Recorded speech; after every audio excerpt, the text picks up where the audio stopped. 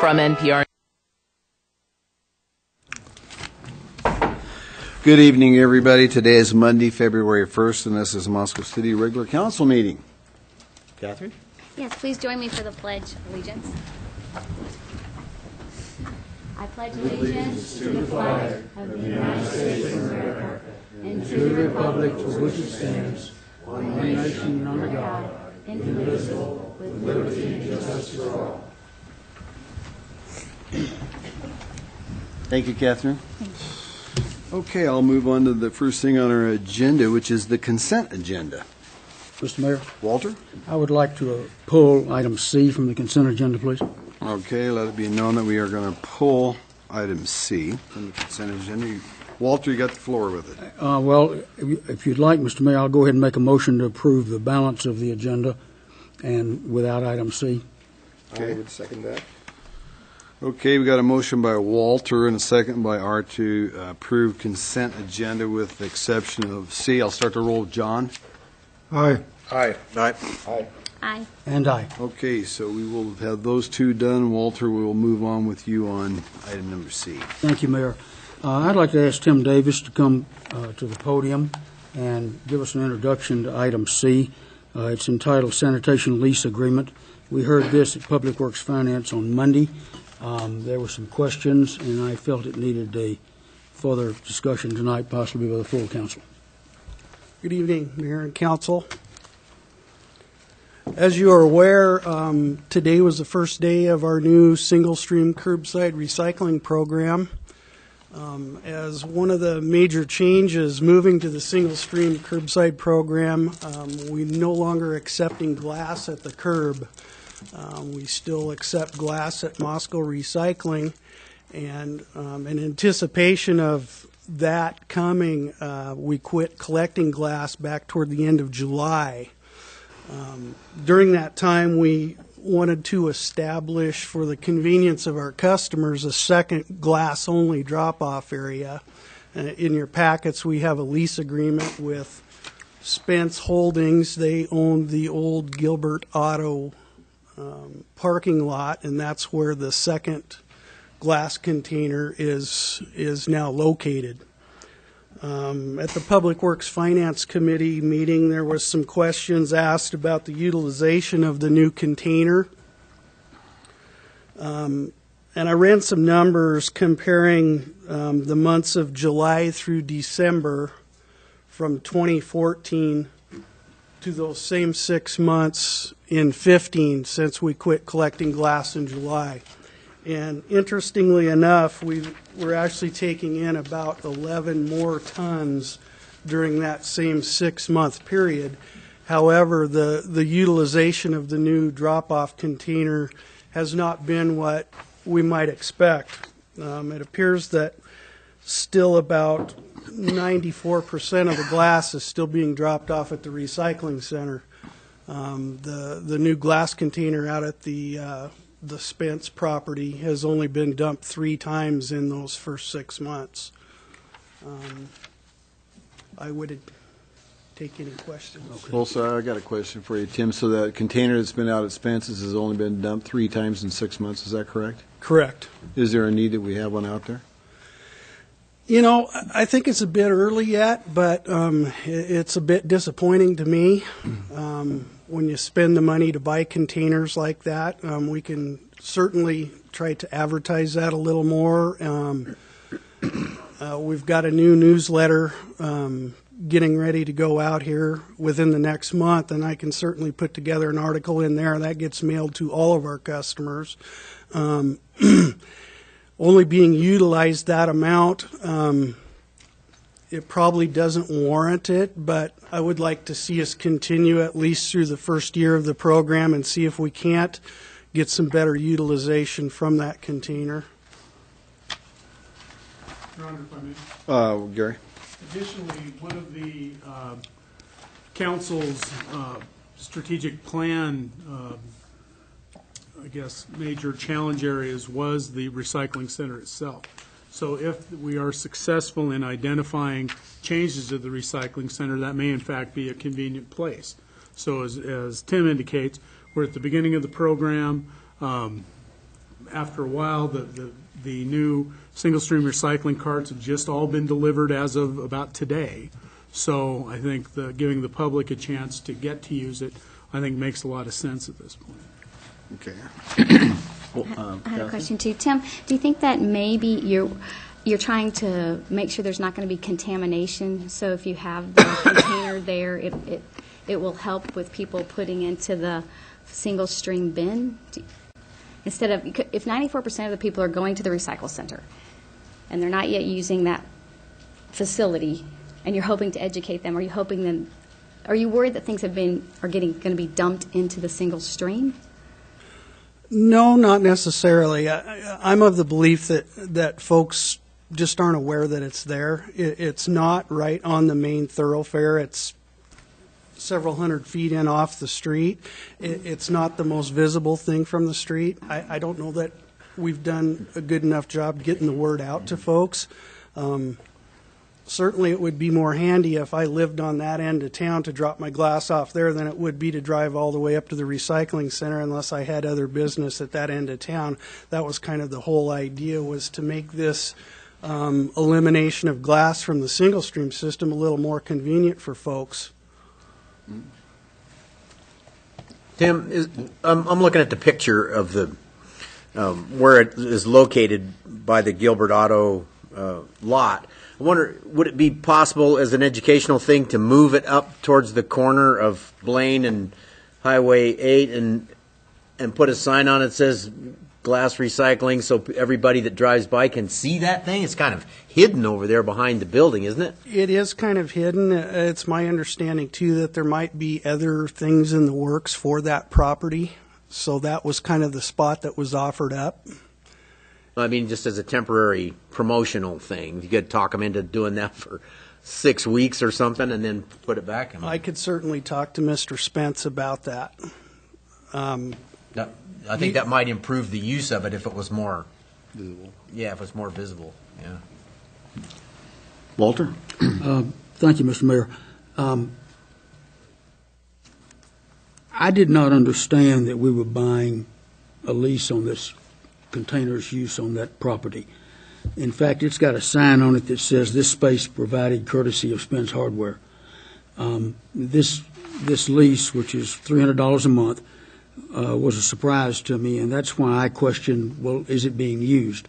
I know we have had complaints from people that using a 20-yard item like that, in order to get any volume in it, the openings have to be rather high, and that people have trouble lifting their boxes or sacks or whatever up to dump them in. Down at the recycle center, there you put your glass into a couple of smaller containers that are about waist high, and then those are lifted by some type of lift and taken back and dumped in a similar 20-yard container back in the back of the property. So I would think some people, if they do want to recycle glass, just won't use this one because it is awkward. I think it was Art possibly asked a question at Public Works Finance about is there a possibility of building some type of inexpensive wooden stepped platform or something so people could get up a little higher in order to do the dumping. Mr. Mayor, I'll make a motion to approve the lease as presented. However, I want to add to that motion that this be brought back to us prior to the lease's current expiration of August 31st, and that we discuss it again as to whether or not to renew and not just automatically renew as shown in the lease. I know we owe these people for the time it's been there. It's not that long till the end of August. Give Tim a chance to promote it, talk about it, possibly move it out where it's more visible. Let staff take a look at, can we maybe in-house construct a two-step platform that gets people a little closer to the openings where they can use it, and see if it's worth, then have the council look at it again first part of August and make another decision, do we continue or not. The 94% was for, I believe, Tim, was for glass only. It was 46 20-yard containers being emptied downtown and 3 20-yard containers worth being emptied out at Spence. So it's really not getting utilized. When it was free, I was happy to have it there and leave it as a convenience. But now that we have to pay for it, I wanted to talk about it. So if I haven't rambled too much for the secretary to be able to get my motion, I'll leave that as a motion. I'll second it. Okay, we got a motion by Walter and a second by Dan, and that motion carries to go ahead and pay this term to the end of its lease, which is July 31st of 2016, and upon further review by Public Works and Finance. Is that correct, Walter? Is that how you? Yes, please, so that we can make a decision whether or not to renew at the expiration of this first term. All right, I'll start the motion with John. Aye. Aye. Aye. Aye. And I. Okay, we'll move that forward. Thank you. All right. Today's staff recognition is the second. Gary, do you have any staff recognition reports today, sir? Okay, we will move on to item number 3, which is public comment and mayor's response time. We allow 15 minutes at council meetings for the public to get up and speak to us, as long as it's not something that is before us tonight or something that is before planning and zoning or the Board of Adjustments. And if you wish to address it, we give you 3 minutes, and we would like to ask you what your name is and your address, and then we'll be happy to hear from you.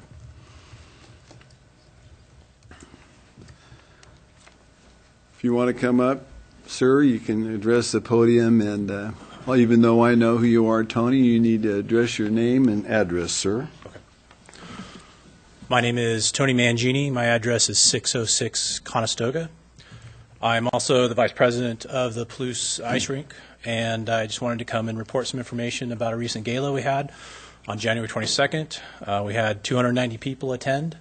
It's an effort to try and raise funds to build a new facility and enhance the facility we currently have. During the course of the event, we were able to raise about $35,000 that evening. A few things going on with the ice rink. We were able to acquire a new scoreboard. It was installed a couple months ago, and that was from a previous gala effort.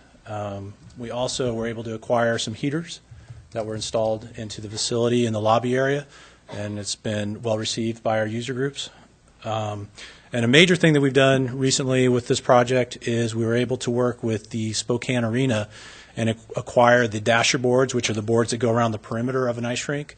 The facility was replacing theirs, and we were able to negotiate with them and acquire their boards, the boards that are used by the Spokane Chiefs, for a price underneath $10,000. The boards are currently stored in Troy and waiting for us to get a facility built. A few pieces of information I learned from our manager today. I was asking him how the usage was for the ice rink during Christmas break. And during the dates of December 19th to January 9th, we had 1,671 people come as just skaters. One of the things we're trying to break is the perception that our facility is strictly a hockey facility. It is a broadly used facility by users in the community. And during that 21-day period, we averaged just short of 80 people a day that were using our facility. And one thing I thought was really neat is the first Sunday of January, the facility redid its normal Sunday schedule and created a 3-hour block for the Latah County Youth Advocacy Council in order for about 28 kids to come in, not only get a chance to skate, but also learn how to do curling. So I've been a user of the facility for almost 15 years. I didn't even know about that one. And so I thought that was great, that as a not-for-profit organization, we're trying to do things with other organizations to try and enhance what this facility means for our community. So that's really all I had to share today.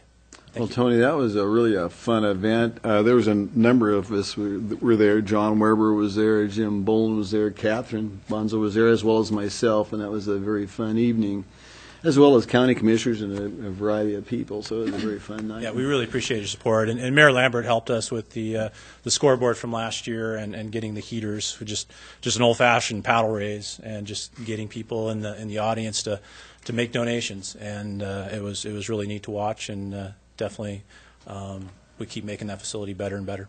Fun event. Thank you, Tony. Thank you.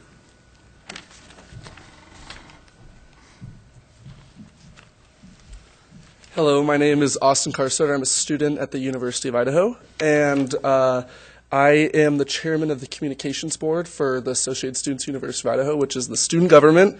And so I will be here twice a month meeting and talking to you guys about some different things that we are doing. Right now, we are talking with 12 other universities in the Pacific Northwest about how they work with their community. And so that's we're starting that actually tomorrow, so I don't really have any feedback on that, but I'll be talking to Mayor Bill Lambert tomorrow at our weekly meetings about that.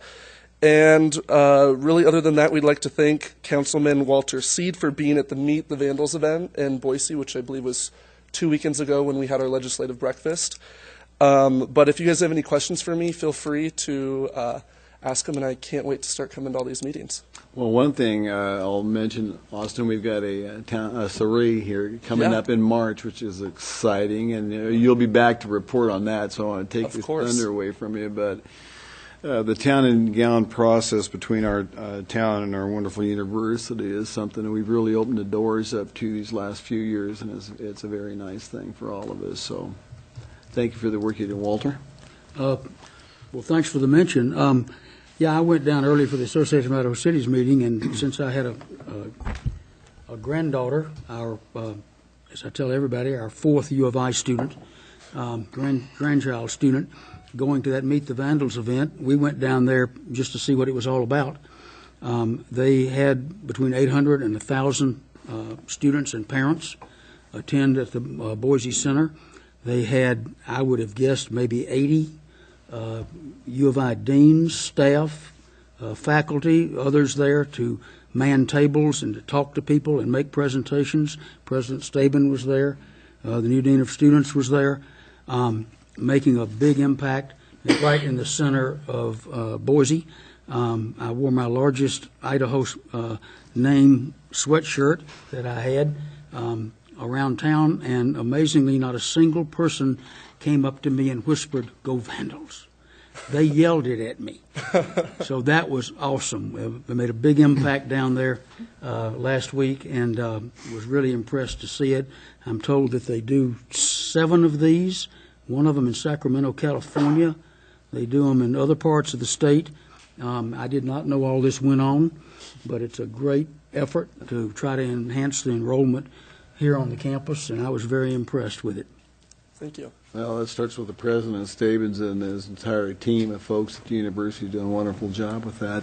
Other comments for Austin? Thank you, Austin. Thank you.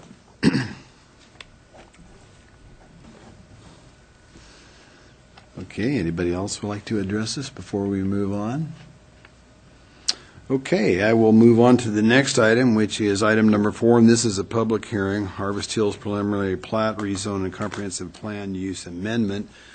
But before you start, Michael, what we're having here, folks, is there's 3 decisions that this council needs to vote on and talk about tonight. We'll have one public hearing, but those 3 things are the Comprehensive Plan Amendment, a rezone, and a preliminary plat. So those are the 3 things that we'll be talking on, and I'm going to let Michael start, but I just wanted to give everybody, that will be the order that the discussion will be in.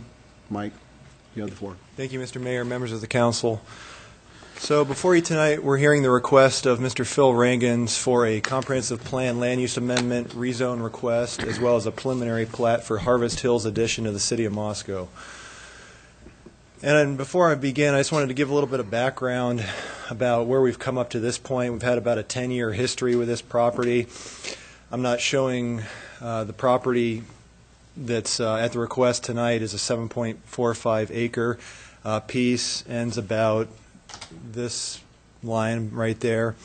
The whole piece is about 25 acres in size, and like I had mentioned before, I have about a 10-year history with this piece. You'll hear Jansen Street connection throughout the presentation, and I just wanted to point that out on the map in this location right here. So you had the Damon addition, you had Mosier Estates addition, which were previously developed to the north, which didn't require that street to be developed, but there is platted right-of-way there. So just orient yourself with the property. Mountain View Road is to the west there, running north-south, and we've got the Rolling Hills additions to the south. So starting back in 2005, this property, which has historically been utilized as for agricultural purposes, was annexed and rezoned from agricultural forestry to our moderate density residential, which is our R2 designation. Also about that same time, concurrently, we had preliminary plat for Windfall Hills subdivision, which existed 77 single-family residential lots, which averaged about 9,700 square feet in size. That equates to about 4.5 dwelling units per acre of net density. And you have the roadway alignments virtually the same as the subsequent Harvest Hills proposals that I'll go over. And that was approved August 1st, 2005. And so at the time, that's what the Windfall Hills preliminary plat looked like. So you've got 3rd Street, which extended to the east, ended up tying back into Rolling Hills 8th Edition. And you also had, this was the Jansen Street connection right here heading to the north. And you also had a circular drive here at the end to the east, which ended up connecting to a park property. So we have a 5-acre Mosier Park directly to the east of the plat. Then in 2006, there were some topographical challenges with that plat, and so the applicant submitted a PUD proposal, which coincided with the preliminary plat. And so as part of that, there were sample home elevations, and out of that, we've got a reduced front yard setback. There was, properties to the south that were platted. It was going to become a challenge with the hillside there, and so that allowed the front yard setback to be reduced from 25 feet to 10 at the time.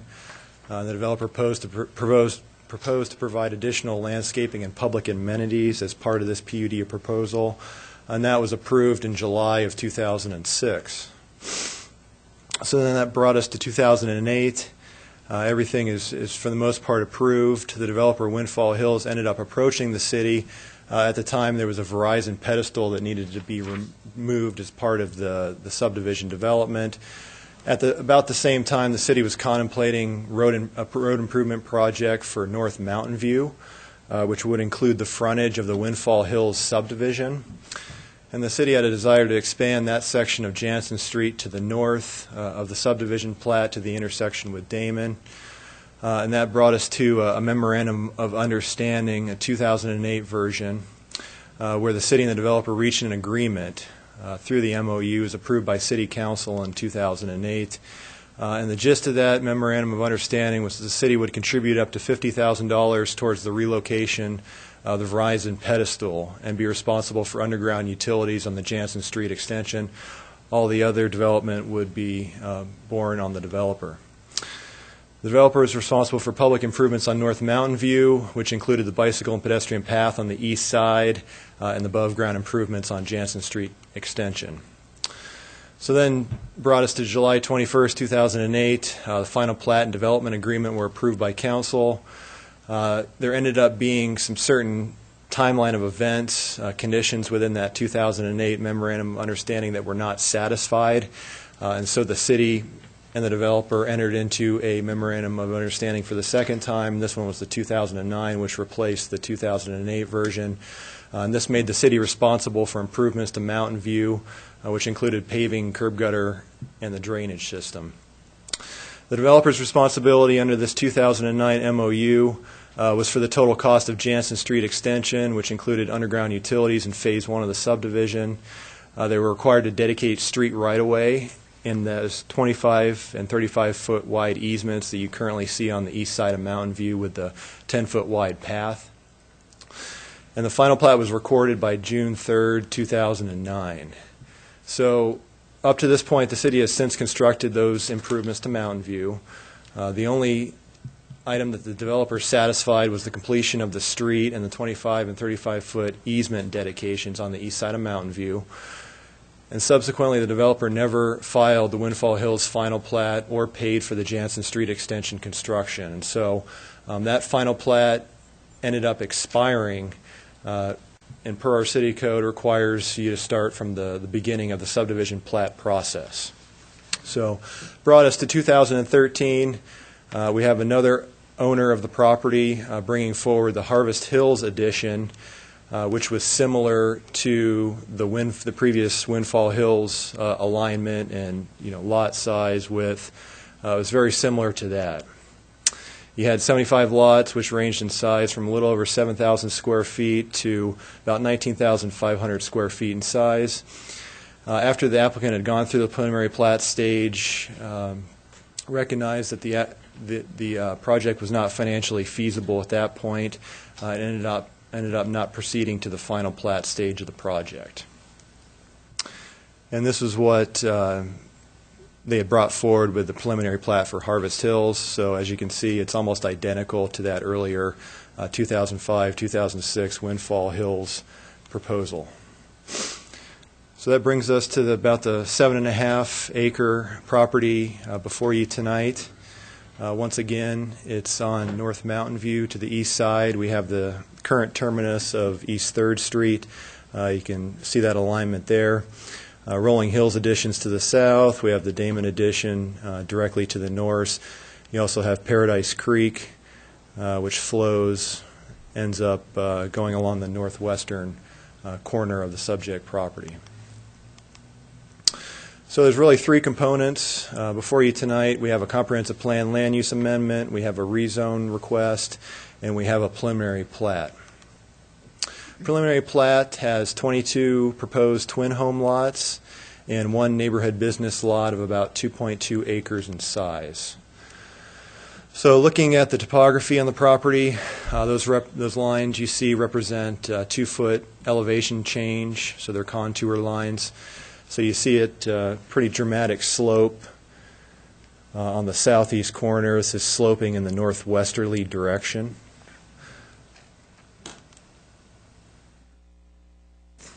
This is just a picture looking northeast from Mountain View. So this is Paradise Creek.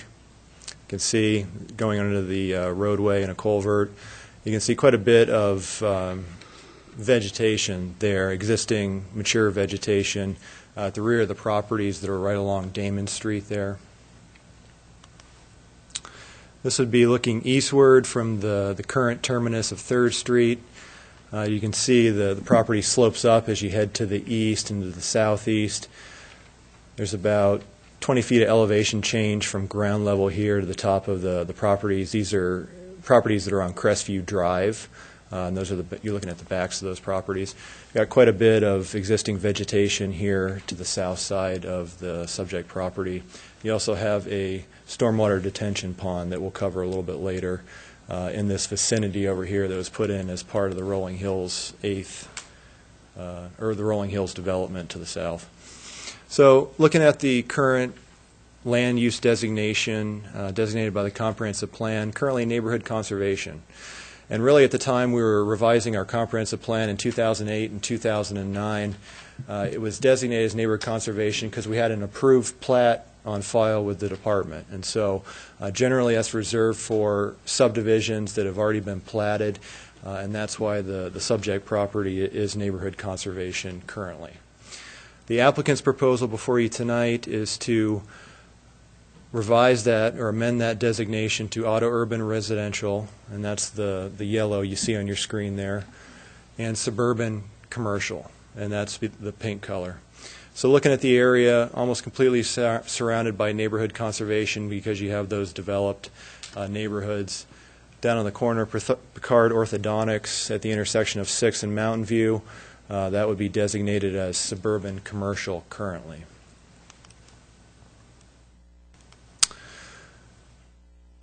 So what suburban commercial tells us within the comprehensive plan, we have those 2.2 acres proposed to be amended.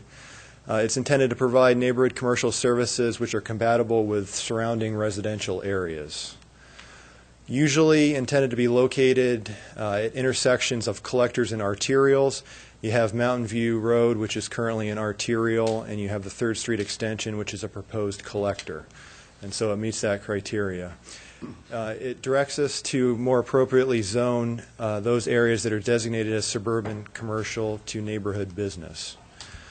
The 5.25 acres is proposed auto-urban residential.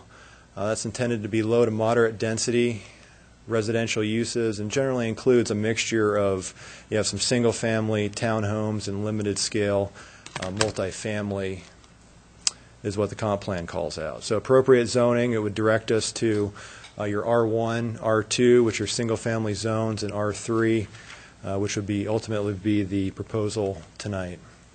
And that brings us to the zoning map of the area. Currently zoned R2, which is moderate density residential. You can see almost completely surrounding the areas are properties that are also zoned R2, down towards the intersection of 6th Street and Mountain View. You have neighborhood business, which is Picard Orthodontics building. And you also have some R3 along the 6th Street corridor there. The proposal would have that 2.2 acres of neighborhood business. You can see in the darker blue and the lighter shade, you have the medium density residential R3 designation. So what the zoning code tells us about the R2 zone, I'm not going to talk about that. We're going to talk about neighborhood business. So it's 2.2 acres. What neighborhood business says is lowest intensity commercial, intended to serve adjacent neighborhoods. It's easily accessible by multimodal transportation, so intersection of collector or arterial would be appropriate. And so that would allow residential uses, personal services, restaurants, professional offices, daycare facilities, churches, and community neighborhood centers, which would be your typical allowed uses within that zone. Looking at the R3 designation, permits different housing types than your R1 and R2. So R1, R2 is almost strictly single family. This would allow single family as well as two family, and then twin homes and townhouses within that zone. It's also intended to be in areas where public systems and neighborhoods can accommodate a greater intensity of land uses. So typically in closer proximity to your arterials or your collectors in town. So that brings us to the preliminary plat for Harvest Hills. Right now, 7.45 acres proposed to be 22 twin home residential lots, which range from a little over 4,000 square feet to a little under 6,500 square feet in size. Just to note, the minimum lot size for the R3 zone is going to be 3,250 square feet. So those lots exceed that by a little bit there. We've got the neighborhood business lot, 2.2 acres. You also have 3rd Street, which I had mentioned before, as a collector. Currently intended to be 34 feet wide in the street section in our current street standards. It's intended to have bike lanes on both sides of the street and no on-street parking with our current standard. So this is the proposed preliminary plat. We have the 2.2 acre neighborhood business parcel here. You have a 25-foot and a 35-foot wide pathway that was previously dedicated as part of the Windfall Hills development, and you also have another park portion running along Paradise Creek there to the northwest corner of the property. There'll be 2 stormwater detention ponds. You have one proposed to be here in the northerly portion. You also have the existing one that I had mentioned before, which is part of the Rolling Hills additions to the south. You also have existing storm sewer mains run along an easement here, and you also have sanitary sewer, which has already been extended all the way along the 3rd Street alignment, and that was part of an agreement between the Rolling Hills developer and the previous Windfall Hills developer. So that's already in. We have water to the property, which extends here. It'll be extended through mains along that 3rd Street alignment. You also have 22 twin home platted lots, and so each one of every 2 lots on your screen here would contain really one structure. Say that again. So what a twin home is, on appearance it may look like a duplex, but you have a common lot line, the common wall in the middle that separates the 2 units. There's a lot line that runs down, which allows division of ownership, and so you're able to get a single family mortgage on each side, and so the structure would actually go across. This would be the common wall, and you would have the footprint, which would extend in a pretty much a square across 2 of those parcels. Looking at the thoroughfare plan, which is within our comprehensive plan, designates streets within the city and future connections. And so, as you can see, lightly see there, the dashed green line represents the 3rd Street future alignment, and that ends up connecting to the Rolling Hills addition, going through Rolling Hills 8th, and then heading north to end up eventually connecting with D Street. So it is on our comprehensive plan, thoroughfare plan, as a future collector street. Looking at the water infrastructure to the property, it's currently extended to the property and runs along that 3rd Street alignment. We have anticipation that under commonly observed household water use, just the twin home lots could reasonably be anticipated to use about 2 million gallons of water per year. Looking at sewer infrastructure, like I mentioned, that 8-inch main currently exists in the 3rd Street alignment, and that was part of that agreement between the two developers. Storm sewer will be conveyed through mains in 3rd Street to the detention ponds, and it will eventually end up in Paradise Creek. Going through parkland dedication, once you subtract the park area, stormwater detention pond areas, and streets, you end up with 4.79 acres of net developable land. Under our zoning code, R3 zones require 7% dedication. Neighborhood business requires 9%. So you have about a 16,500 square foot dedication requirement. And the applicant has proposed to dedicate parkland in 2 locations, and you know, we brought them up before, the 25-foot wide strip and the 35-foot wide strip, which were previously dedicated. The 25-foot wide linear pathway is about 3,333 square feet in size. You have the 35-foot pathway, which is 22,491 square feet in size. It also includes that area that's new. It's proposed to run along Paradise Creek and connect with this 35-foot wide linear path property. So the cumulative of that equates to 25,824 square feet. So that would be about 9,000 square feet in excess of the requirement, and the applicants wish to bank the parkland for future plats to the east. And there should be a memo in your packet from our Parks and Rec director indicating that their Parks and Recreation is fine with that proposal. So just wanted to highlight those areas in green. And those are your parkland dedication proposal. So staff's recommendation before you tonight is recommend approval of the rezone and comprehensive plan land use amendment with no conditions, and recommend approval of preliminary plat with the following conditions, and they're both from Public Works: that the applicant shall widen 3rd Street from 70 feet to 80 feet near its intersection with Mountain View Road in order to accommodate the left turn lane, which is turning left out onto Mountain View. The applicant shall enter into a new memorandum of understanding and development agreement which allows the deferral of the construction of Jansen Street, including all underground utilities, to future plat additions to the east.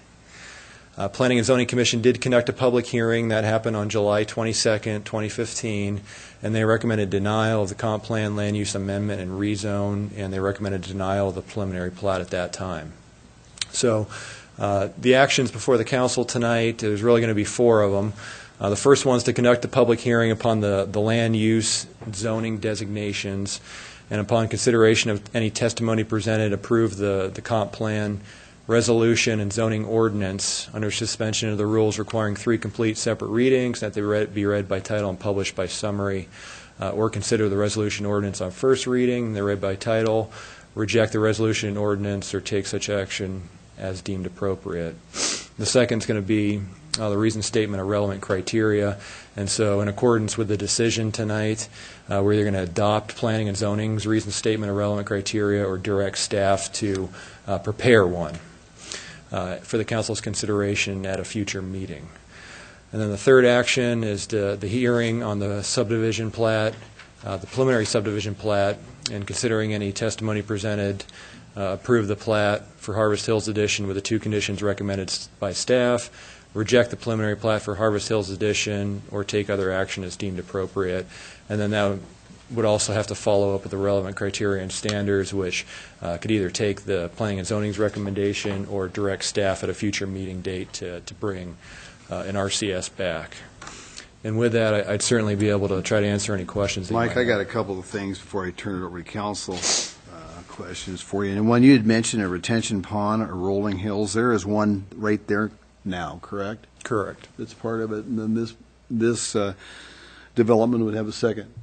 Would have a second. Kind of the northeast, or northwest corner of their lot, so Yeah, contiguous with the park property. okay, continuous So, park road, yeah. that was, and then you had said earlier, there's, because I thought you said the whole total portion is 7.45 acres, 2.2 neighborhood business. You were talking about the 22 homes, and I heard you say 7.25, and that should be 5.25 acres. Is that correct? Did I hear? I just want Yeah, to get and that clarified. Is it 525 the 22? Should be for just Right. the R3 for the twin home. Right, R3. Yep, yep. Okay. But that is 5.25 acres, what we're talking about? 5.25, and then you have the 2.2 for neighborhood, so cumulative would be 7.45 acres, which is the entirety of the property. Okay, Dan, you had a question? Yeah, procedurally, Mike, are we looking at one public hearing for both? All set, yes, we are. We're going to have one public hearing, as I said earlier, for 3 different things.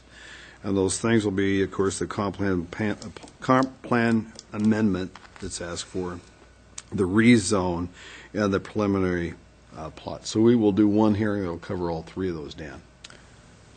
So, Some more, Mike? That's fine, yeah. Just for my re-education, some clarification, but could you explore a little bit about the uses that are for the neighborhood business and what would happen there, especially in contrast to motor business type uses? Because some of the comments from the public meeting last time include comments about strip malls and convenience stores, and I think it would be edifying to hear what a neighborhood business zone actually encompasses. Well, it's going to be our least intense commercial zone. Motor business is generally located along highway corridors, and it would allow a wide variety of commercial uses. It's probably the most expansive commercial zone that we have. Neighborhood business is going to be limited, so it would allow residential uses, so it would allow a wide variety.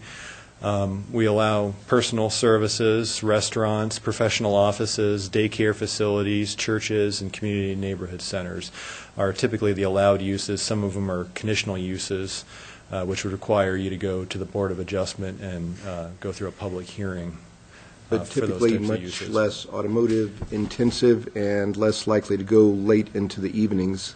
Yeah, a lot of these uses are intended, during normal business hours, and then, generally tended to wrap up around 8 to 10 o'clock at no bars. No bars. It would just allow restaurants, and so it's really intended to serve the adjacent neighborhood. And so northeastern portion of town, really no commercial services to speak of. You have to go down Mountain View to the East Side Marketplace. Would really be intended for these pocket commercial services that you could walk to or bike to, and it would just be really intended for that neighborhood. Catherine. Excuse me, Mike, I have a question about parking, and this has to do because of the planning and zoning meeting when we were talking, and I didn't, so with the twin homes, will they have 4 parking spaces per household on their lot? And because I thought you said up there said there's no parking on either side of 3rd Street. Yeah, on our collector standard and our street standard, there's no, unless the applicant wishes to, we have an alternate drawing which has the bulb out type configuration, which would allow some on-street parking. The right-of-way needs to be extended from about 70 to 80 feet. But yeah, you would have, for each side, you'd have 2 off-street parking spaces required. One of those spaces would have to be located, in a garage or area which could be covered. So if you're looking at 2 of the lots, which would have really 1 twin home on it, 4 spaces would be required. Walter? Following up on Catherine's question, I knew what we were doing, and then you confused me. Staff has a recommendation to go to an 80-foot right-of-way as part of the package, correct? It's just at the, At Mountain View. yeah, that's just, Just at Mountain Just at View. Mountain View. So So that's our left your turn comment lane about standard. about bulb outs and an alternative street is to take it to 80 for the length of this. For the lengths, if the applicant so chooses. And if it were taken to 80, that would allow parking on one or both sides. I guess that's a question for you, Les. Yeah, it's been a while since I've seen that particular drawing. I believe, I have it right here, Les. okay, that would help. Yeah, it does allow parking on both sides with that additional right-of-way. The 70-foot is the standard today in our most recently adopted street standards for collector streets. Within that is the 2 travel lanes, the 2 bike lanes, the 5-foot minimum width sidewalks, which are bigger than we used to have, and then the planter strips. And there's a fair bit of room in those planter strips to allow, for some variation in road widths or, bus pullouts, things of that nature. As you approach intersections with the additional left turn lane, then there's not quite enough room to still maintain sufficiently sized planter strips without additional right-of-way. So that's why the 80-foot at the intersection at Mountain View. And then if we were going to add parking in some fashion, whether it's one side or the other, typically there would need to be some additional right-of-way to accommodate that and still have at least some amount of green strip between that parking and the sidewalk. I'm going to go to Art now and come back to you, Walter. Yeah, you guys preempted my parking question pretty well, but another one is to do with the parkland dedication, where in one of the previous iterations of this plan, the 25 and 30-foot wide strips were already dedicated as easements to the city, but now it's going back and turning those into linear parks, right? Yeah, they were part of the pathway system. So if there are easements already, can they be double claimed as parkland as well? That's what I wondered too.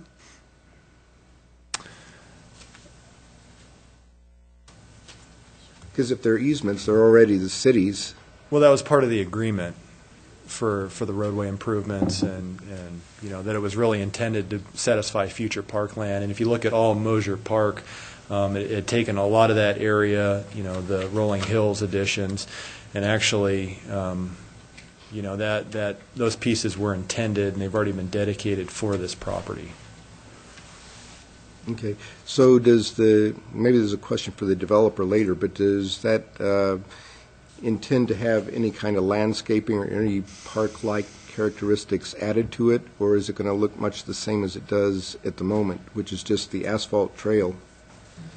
Well, street trees would be required because technically that's frontage, and so at a minimum within the tree line between the 10-foot wide path and the curbing, there'd be a responsibility of the developer to install street trees within that area. But that's the extent of the parkland? Yeah. Okay. Walter, I'll go back to you. Thank you, Mayor. You guys got questions? What's the setback requirements on twin homes, front, side, and rear? Twin homes, you're going to have 8-foot exterior. You're going to have a 15-foot front setback, but it's going to be required to be set back 20 feet if you have a garage. So the garage door has to be set back 20, but the actual livable space can go 15. And then the rear yard setback is going to be 20. So 8 on the sides, 20 in the back, and 20 in the front with the garages. Yeah, you can go 15 in the front, but the garage door has to be set back 20 to accommodate one vehicle in front of that garage. Okay. And Go ahead, Walter. just to clarify a question the mayor asked you, there is an existing stormwater detention pond in the northeast corner of this South. southeast? Yep. I'm sorry. West. Southwest corner of this property. Yeah, so if you look at our current storm sewer map, those detention ponds are represented with this symbol there. So, yeah, you have a existing line which runs along the property edge. And the new development would require an additional pond or ponds in that same area, One to the north. to the north. Okay. Correct. Let me get to it. Yep, so the triangular shaped one there, Mhm. this would be all detention. But would there be another one down in that southwest corner? Right here, correct. It exists. It exists. There now, Walter. and it was built by Rolling Hills and sized to be able to take the Harvest Hills stormwater. No, that's why the one to the north is required. So the one that, if I may, can try to Go ahead. get clear Well, on the this. southwest- I So the think- one in the southwest has nothing to do with this development? Not really, You're not 'cause no. of the Oh, okay. topography there, Walter. It's higher up. So. Okay, that's fine. I just wasn't Oh, I clear didn't why realize it- why it was being brought up if it doesn't. Well, I apply to asked the this. question because I didn't know it was there. I was just curious about it, so that's why I asked. Do you guys got on this side of the? I have a question for Mike. You talked about an alternative plat that had some on-street parking. Can you show us that picture? Probably all the way back at the beginning of the presentation. Yeah, it was, you looking for our street standards or Windfall Hills? They had previously done. Street parking. No, the plat that's proposed doesn't show any on-street parking. Like, There you go, Jim. So if you look at right, the. yeah, the old one had bulb outs there, but then now since we've got the commercial thing on the other side, do you have an alternative thing with that for the new one? The applicant isn't proposing that at this time. Street parking, Jim. Yeah. Still, So yeah. that- We have that's it in the our major streets. rub on the whole thing, as far as I can see, is that there's no on-street parking for quite a number of units. And since we have if you bring up the picture that shows where the commercial development would be, you've got a lot of street frontage with no houses on it, and possibly wouldn't that be a place that there could be some added? Well, typically, if you have a neighborhood business type development, they will have some They'll have to have some on-site parking. off-street. Well, yeah, parking for that, there. but something that could be used by the residents across the street. But back up one. You had it there. The one on the pink and yellow. Yeah, the pink. So, like on the north side of Third Street, there you've got a substantial amount of street frontage there. Where on the commercial side, where you could possibly put a bulb out there for where people could park. I think we're going to have trouble where you got a intensive residency thing there, and people are going to have visitors come, and there's not going to be any place to park, or there's not going to be any place to park for service trucks or anything like that. There needs to be. It seemed like there needs to be something to accommodate that from time to time. Not, You're talking I mean, right along there, Jim. yeah. On the street Is that a parking. possibility? Well, you may ask the developer who's willing to expand the right-of-way there. You know, it would need about a 10-foot right-of-way width expansion in order to accommodate on-street parking. And so it's achievable. It would just mean that the lots would be reduced in size because of the additional right-of-way that it takes. Right. Gary, you had a.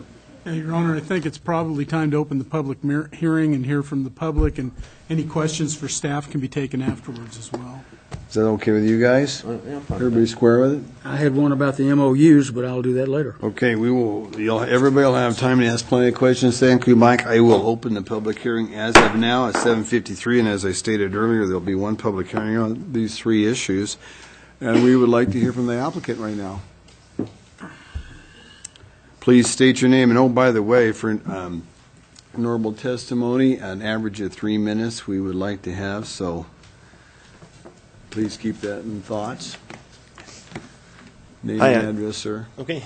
I'm Scott Becker with Hodge & Associates at 405 South Washington, and I'd like to thank Mike for the presentation, and thank you for listening to our presentation tonight. I'd like to, rather than revisit all of the old history, Mike covered that very well, so I'd kind of like to move forward on how we got to where we are now. We've looked at a lot of options for this, and council's seen a lot of options for this. So really, I think the best option that we've come up with is what you're seeing before you tonight. These are some twin homes. This is what we were talking about, where you would have a common lot line and a twin home sitting on there. So you'd have two owners of each structure. But it looks a lot less ominous than looking at just the preliminary plat with a lot of thin lines in areas. And the intention is to move, as we move forward, that this would continue, this would stay R2, and then the lots would be similar to what we saw in the past. And then also at that point, we would move out and get into the bulb out parking. I'm a little bit leery of some of the some additional parking on this, just because being in a curve, if you've got parking on the street, you're backing out, you've got bike lanes, and you're not going to see somebody coming down with cars parked there obstructing your view. Well, right now, if you back out onto the street, you've got the sidewalk, you've got the green strip, you can see up and down the street, and you're less likely to cause a collision. One option would be to set the homes back a little bit further and create a more of a parking area in front of the garage, so you have garages and additional parking in front of the structures. So anyway, we're located on a proposed collector and an existing arterial, and really that signifies a higher density, and that was one of the other reasons that we came up with this layout, to try to maximize potential for the lot. As it was before, it was just not feasible and was not a workable condition to where we could even pencil it out and make it happen. It's an infill lot, and I think we'd all like to see it developed. It's right now it's currently farmland that's really not a very productive farmland, and it's difficult to access. So really it makes sense to develop this, but we've got to find something that works too. I mean, we can have great ideas, but if they don't work out, it doesn't make a lot of sense to do that. Let's see. So as we move forward, this is, once again, Mike touched on this, but this is how that lays in that area. And then, so you can see how far it extends up. I would like to maybe go back and look at, so we have the existing detention pond here. This sits higher above the lots, so that's why these are not going to use that detention pond. There is a proposed strip here for additional detention, though, and then the commercial lot will have its own detention system, and then the rest of the lots will be serviced by that detention pond and the future lots also. So it'll be sized for these lots at this time, and then as it'll be sized for the whole system, but we'll adjust the pipe sizes as it develops, and then readjust them. So that kind of a little bit touch on the detention that maybe is a little bit more clear now. So the ultimate goal is to develop R2 all the way up here and get to Mosier Park. I mean, that's ultimately what I think we'd all like to see, is getting up to Mosier Park. As a clarification, though, Yeah. this public hearing is about the 7.45 acres, and I would remind council that that's what we're going to be discussing tonight. But thank you, Mayor Lambert. I appreciate that. I just wanted to kind of show you how this is going to fit into, even though we're only looking at this portion of it, we are thinking for the future, so that we don't think that we're just painting ourselves into a corner here. So we're back to this is the proposal in front of you tonight. I'd like to talk a little bit briefly about the buffer areas. Well, I apologize. Back to this is an example of a twin home. This isn't necessarily what would be constructed out there, but what could be constructed. Very nice looking structure, but two residents there. We have a natural buffer to the north, which is Paradise Creek, and then and a natural buffer to the south, which is that ridge. So we sit in a bowl, and really that also creates a challenge for developing this site. Is because it's a bowl, it makes it challenging to develop, but after it's developed, it creates a more tight-knit community feel to it. So even though it has challenges, it does have some upsides to it too. So then we get to how is this good for the city? That's ultimately your concern, is how is this going to benefit the city? So once again, we take care of an infill lot that has been difficult to maintain. So that's an addition. It's a first step to extending 3rd Street to the park. The Twin Homes service an underserved demographic. Right now, not everybody can afford the high-end housing. This offers an opportunity for people to buy a new house that they might not otherwise be able to afford. So this serves a need, I think, in the community that's not being served right now. Right now, there seems to be a number of R2 lots out there, but they're not. There doesn't seem to be that entry-level lot. And then we'll get into once again what could be what could be on the commercial lot. We can use it for residential above and behind the commercial uses. It could be a daycare facility, community and neighborhood center, retail sales, small, coffee shop, deli, for example, or professional offices, doctors, lawyers, accountants, architects, engineers. But I understand if you don't want engineers in your neighborhood, I don't blame you for that. So also, when we look at the Moscow Comprehensive Plan, the residents surveyed expressed a desire for more housing options within the same neighborhood, and I believe this fills that need too. We have R2 right there, and this fills that need for a smaller lot size. So with that, I would like to ask you if you have any. Well, Scott, I got a question for you. Yeah. If you're done with your presentation, is the applicant here as well? Is he going to present? Yes, he would like to say a few things also. Okay, here's what I think we'll do. We'd like to hear from the applicant, and then we'll keep both of you up there so the council can ask you questions at the same time, because Yes. it may cross back over. Save Does some that time. sound fair? Okay, let's do that. Let's hear from the applicant then.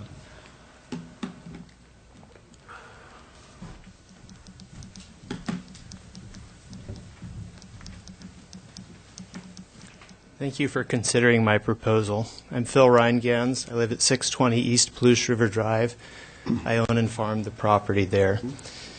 In the past, we've submitted an application 2 years ago, which proved to be unfeasible for a number of reasons.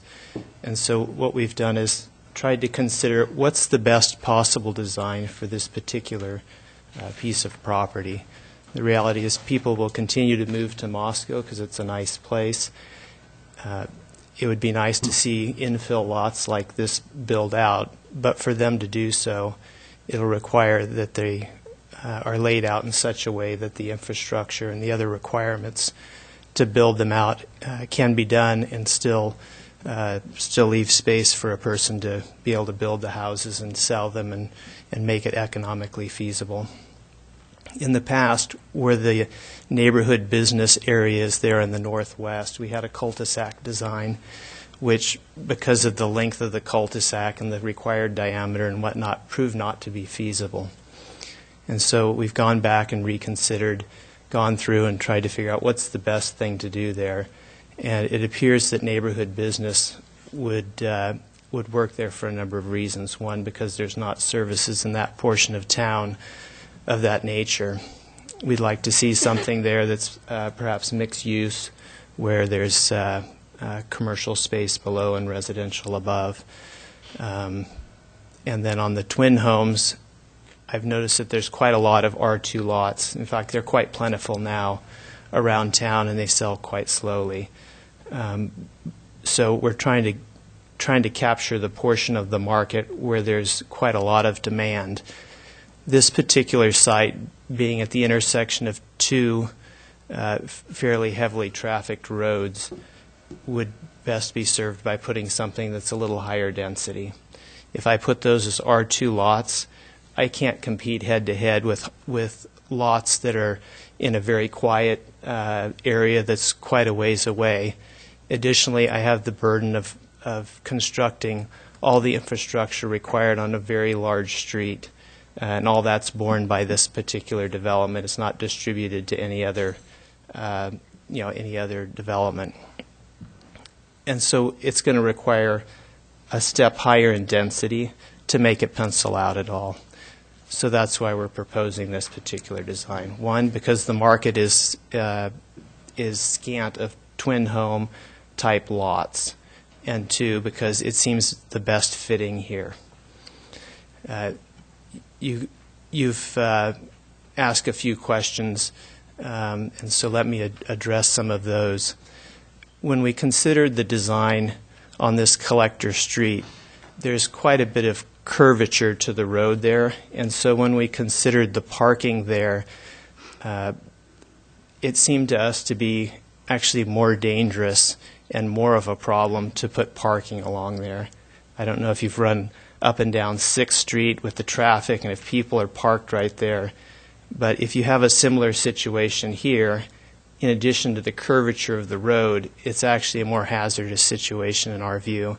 And so this is partly why we're proposing neighborhood business, is because there'd be quite a lot of parking there. And in the event that someone owns half of their twin home and some friends are coming over, there is an additional space where they could park across the street or just down the street slightly in the neighborhood business area. Oftentimes, when people are having a party in the evening or on the weekend, there would be an out-of-phase nature of the parking requirement. For instance, if you had a professional service in one of the retail stores there, they're not going to be operating and requiring parking in the evenings nor the weekends. So we figured this would help alleviate some of those parking concerns. So we've tried to take into account some of the constraints of the site and propose what we believe to be the best design possible, considering the constraints there. I'm happy to address any questions that you have. Okay.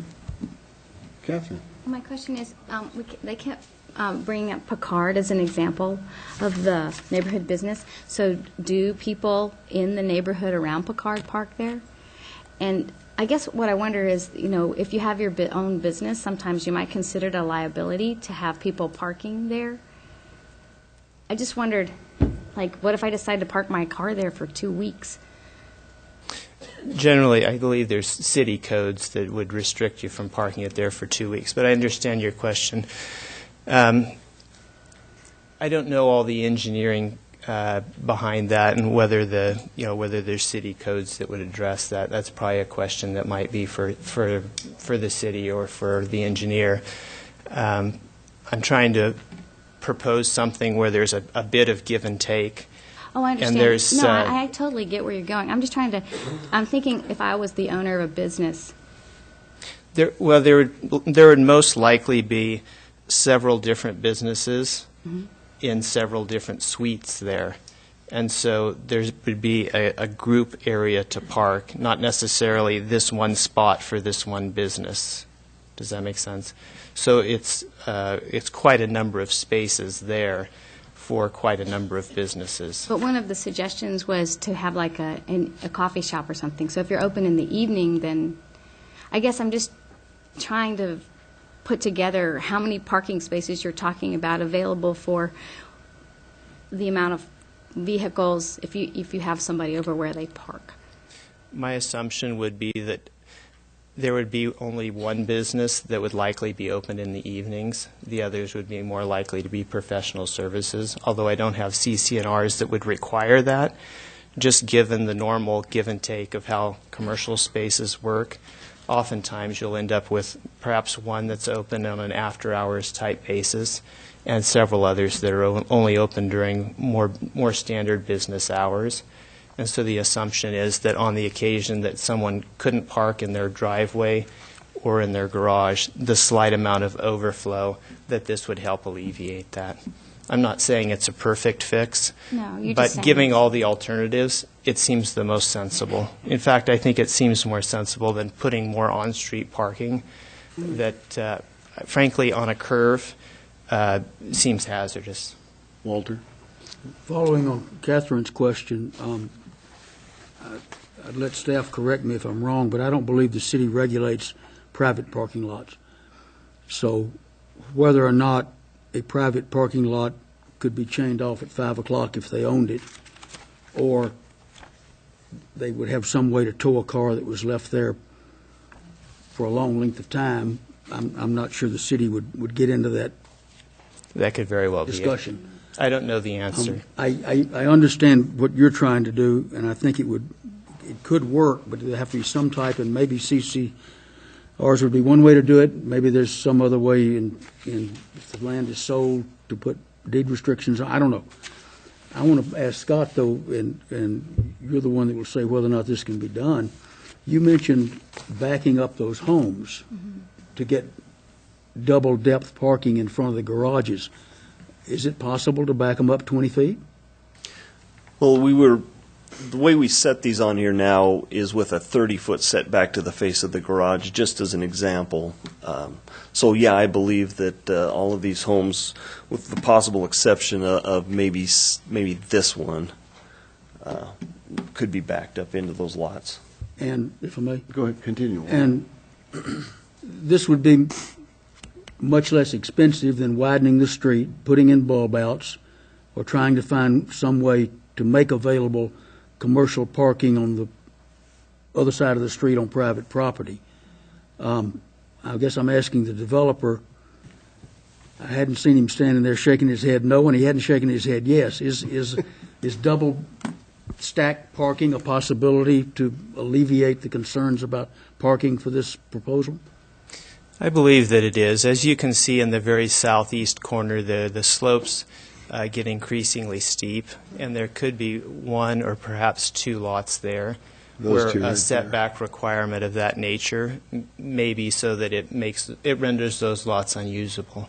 So with the exception of those two, I would think that an increased setback would accommodate that. Thank you. Art, back to you, Scott. You mentioned something about a potential increase in size of the southern detention pond. Would that encroach upon the easement/parkland right-of-way area down there? No, it wouldn't, and it's actually it's dedicated for detention, but the detention pond itself is only in this area. What we would propose is a longer, like a treatment swale / detention pond that would be on the property that's not dedicated for parkland. It would be part of that tract that exists right now for detention. And for the developer, do you contemplate any aesthetic enhancements for the area that's contemplated for parkland dedication beyond the required trees along the street frontage?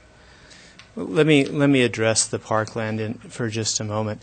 The amount that's been dedicated is relatively wide beyond what's just the pathway. And then as you can see in the northwest corner, it actually continues along the creek there. So it's not simply a narrow strip along a thoroughfare. Our goal is to design and build a nice product. And the reality is, if we do that poorly, then we ruin our market.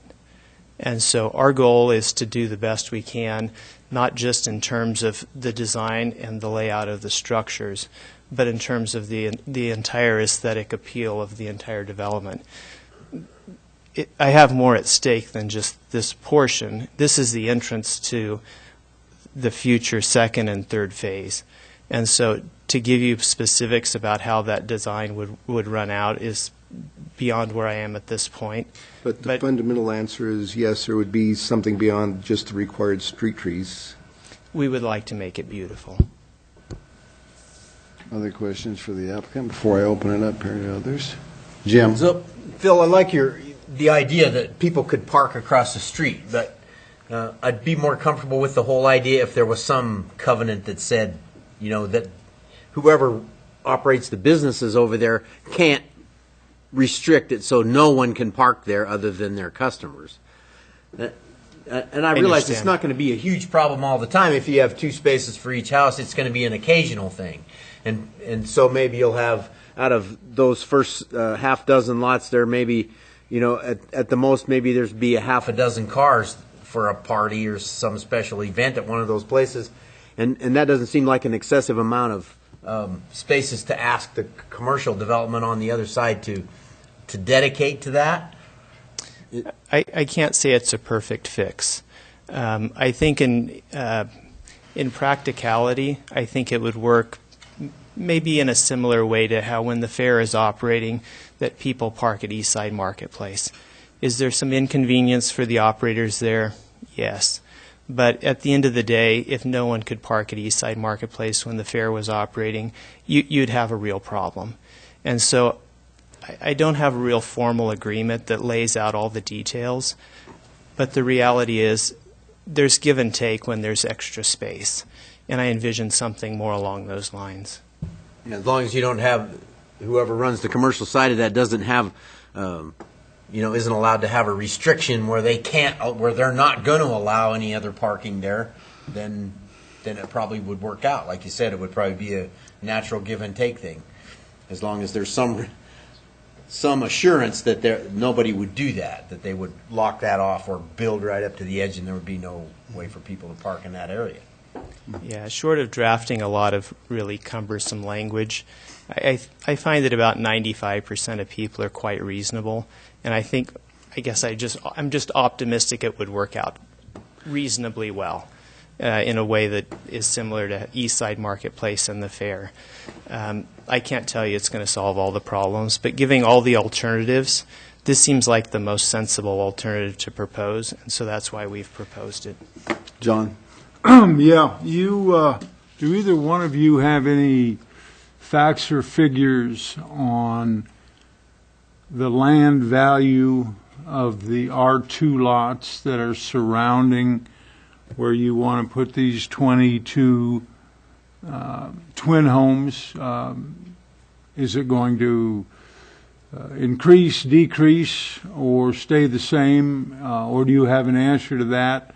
That's part one. And then part two is, do you have any information as to people coming in and out and degrading the property as can happen with rental units? Let me address your first question first. When we've had this proposed as an R2 development and then got 4 bids for installing the infrastructure, it left no margin to allow the project to go forward. And so we began the process again. In addition, we scaled back the size of the project.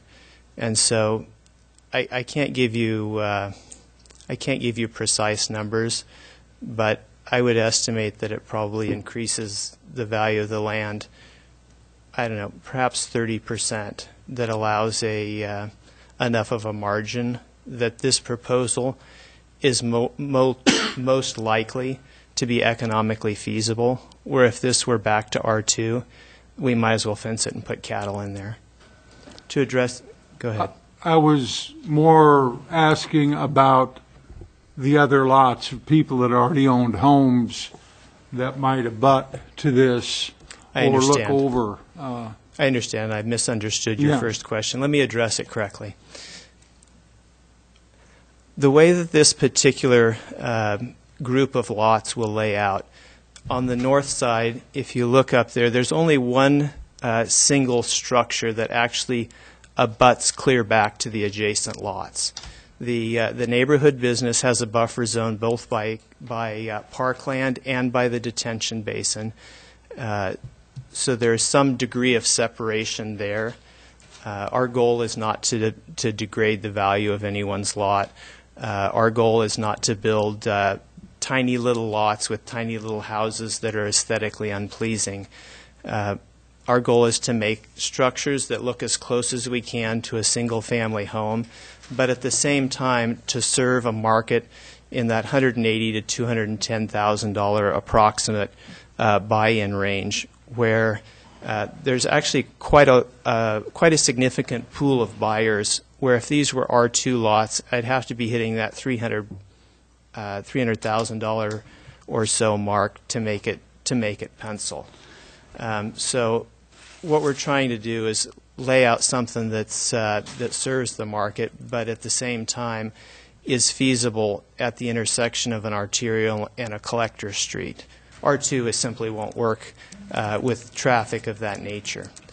If you look at the south side, the three structures that are furthest to the west are buffered by a detention basin, and then as you go upslope, the remaining the remaining 5 structures there have some degree of buffering and separation vertically. Some of those, in fact, I would say that the slab of the house that's upslope would be at least 60 to 70% of the way, perhaps more, above the structure below it. So we've tried to design it in such a way with the constraints of the site so that we have as much buffer as we can, but at the same time are trying to allow for the requirements to build the infrastructure. Thank you. Scott, you had a photo earlier in your presentation of the style of house, twin house that you're looking at. And if you want to bring that up, Mike, now that's what you're looking at, Just Bill? this That's is what you an guys, something example. similar to Yes, this? something similar to this, obviously not identical. But Okay, no, but that's what, something of that nature is what you're looking at putting on these Correct. lots, so people can see what it looks like. Okay, other questions before we get into testimony from the public, folks? Okay, thank you very much. We may come back with you some other questions, and at this time, I would entertain anybody that is in favor of this public hearing. Please step forward, state your name, address, and then we'll give you 3 minutes to chat about what's on your mind. Seeing nobody rush to the podium, I will take testimony in opposition to this. Anybody would like to state their name, please come up, let us know what's on your mind. We'll give you 3 minutes.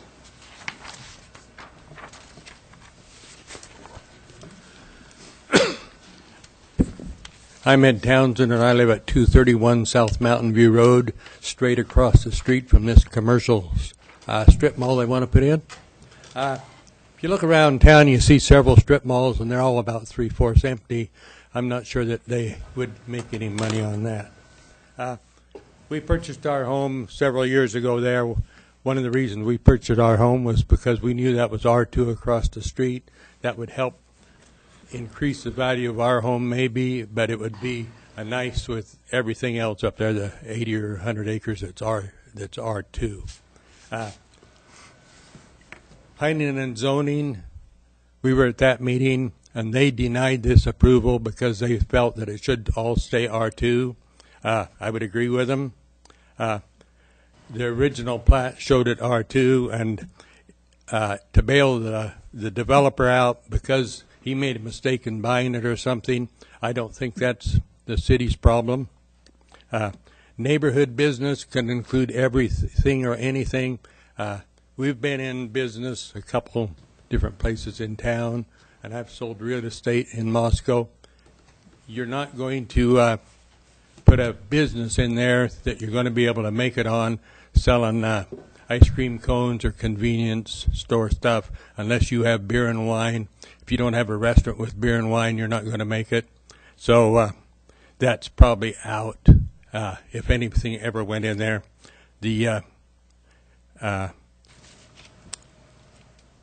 It's 2 miles or less to Safeway, to that mall. I don't think there's any reason to have a convenience store in that location. And for our home value to stay and to increase, I think that you need to leave it in as the planning and zoning did and make it all R2. Thank you. Thank you, Ed.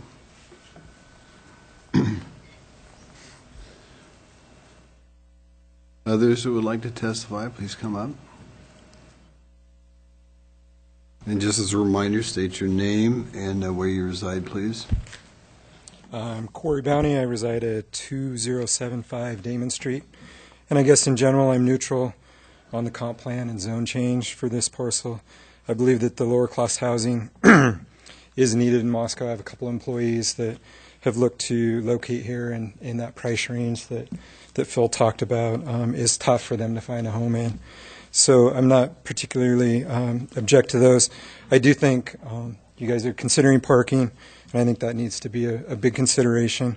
You have parking, you have one garage stall and one driveway stall. I have an employee that bought a house similar to this over on Polk. Just general nature. He's husband and wife and 2 kids. With the amount of stuff they have, they don't park in the garage. They need that for storage. They typically don't have a lot of storage in these homes. So I think that has to be a consideration. They're a 2-car family. So they have one in the driveway and one on the street. If you know Polk, the 6 that are along the west side or the east side of Polk and 6 that are on the west side of Polk, they both have parking at least on one side. If you drive by there, there's always cars on there. If you go to Google Earth, half of them have a car parked out in front whenever those videos are taken. You have other examples like Brighton Lane and Alturas that have these type of homes, and they have parking on both sides. Again, you drive down those streets, you weave in and out of the cars parked on the road. So I think just anecdotally that people need to park on the streets with these type of developments. So the fact that there's no parking on the street concerns me.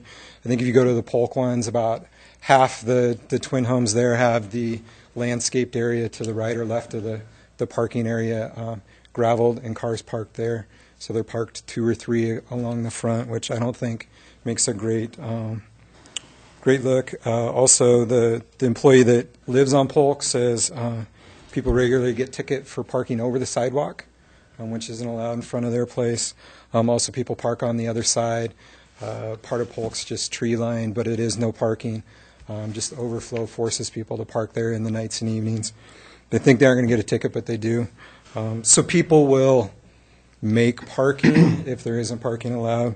So I think if the twin homes are allowed, then either street parking or some other option needs to be available. If it's a commercial lot, if I would locate my business there, I would have problems with people taking my parking spots. So maybe additional parking, maybe eliminating a townhome or a twin home or 2 for some additional parking, I think is needed in that area. Thanks. Thank you.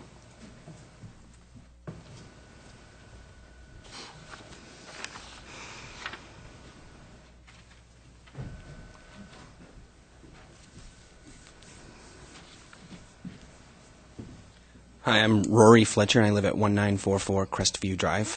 And I am on the south side of that development. I don't know how to work this thing, but my lot is the one that has 5. I will have 5 new backdoor neighbors, which I think is part of the concern for the Zoning and Planning Commission is that it's kind of spot zoning and it's drastically changing what we all.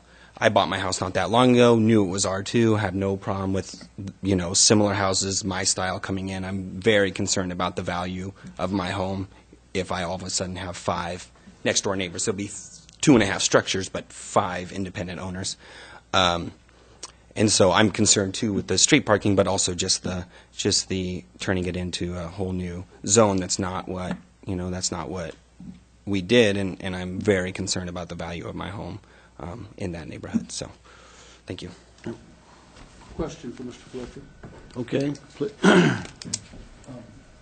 Mr. Fletcher, in the neighborhood meeting minutes, you're stated as saying that access needed to be designed to the 2 existing storm drains behind your property, and I didn't know what that meant. Yeah, there's 2 manhole covers just on the outside of my property on the south side, and there's nothing in it in the drawings. And at the last meeting, he mentioned that it would be accessed through my property, and I called the city, and he said that that's not the case. That there's no access from Crestview to that. So I don't. Okay, that was just a concern of mine. You're satisfied? Yeah, I'm satisfied that it won't come through my property. Okay, yes. all right, yes, thank you. I am.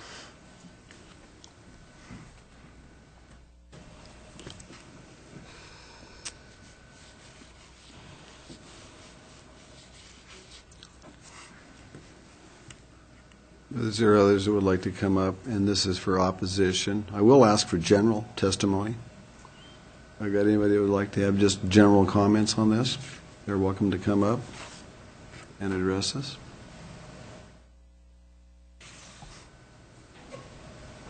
Okay, the concerns that we've had, what I will do is I'll ask the applicant and Scott that represents the applicant to come up, and if they have any of the concerns that these folks had, if they want to share what their thoughts on those are, they're welcome to do that at this time.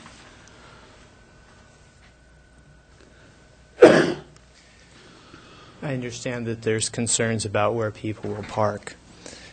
There's several different alternatives, and on balance, given all the variables, we prefer not to see on-street parking for a number of reasons. We don't believe it's safer. We think it's more problematic. It also sets the homes back further on the lots, which creates some grading issues, and it also sets the houses that much closer to the adjacent lots.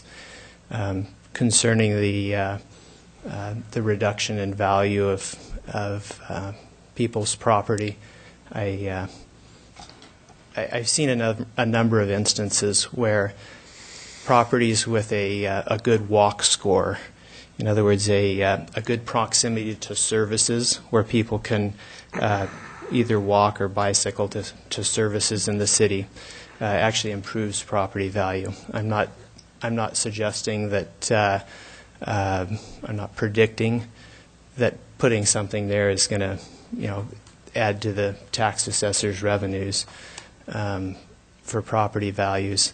I frankly don't think that it is a practical place to put R2, and I don't think that it's a radical change in the community nor a degradation in values. As a concession, the portion that we've proposed to put as neighborhood business, an alternative would be to change that to an R3 planned unit development, perhaps something similar to what the cottages is, where in an awkward triangular corner that would need to be accessed with a loop would require something of a PUD to be sensible. And so if at the end of the day it's in the council's judgment that would best serve the community as a PUD, we are willing to work with R3 as a PUD on that portion rather than as a neighborhood business type proposal. But short of that, we stand by our plan. Gary, we probably need a clarification on what the applicant just said for council, because that has a different ramification than a neighborhood business. Yeah, I think I'd refer that to Bill. I know that he's been watching this all the way through, so perhaps he can address that. Your Honor, I'm sorry, what was the question? Well, the question is the applicant said that they're willing to change it from a neighborhood business to an R3 with like cottage-like setting. PUD. With a PUD, a planned unit development. So. And that is an option available to the council. Under city code, the council has the option either to approve a rezone as presented, deny it as presented, or approve it to a less intense zoning designation. Okay, the question I have with that, Bill, does that create a comprehensive plan amendment? It would have a cascading effect. If that was a direction the council wishes to go, we can advise the council what steps we would need to take in order to make that occur. Okay. But that is within the purview of the council. The council can choose to approve to a lesser intense zoning designation if you wish to. That will affect the comp plan designation. That will affect the zoning ordinance, but we can certainly guide you through that process. Okay, very good. Okay. Well, with that, Scott, did you have anything you wanted to add? Are you good? I guess the only thing I'd like to add is I do own a business, and I do have parking, one of the few spots that does have parking downtown. And outside of normal business hours, I know I personally don't have any problem with people parking there. As a matter of fact, during the, during the summer, I try to put up the signs for the weekends so farmers market people can use the lot. At nights, I have the neighbors using the lots, and I don't have any problem with that. So as a personal experience, I know a lot of business owners are not opposed to sharing like that. Okay. All right, with that, I will close the public hearing at 8:34, and I will turn it over for debate amongst the council. Walter? Go back to my question I had for Mike.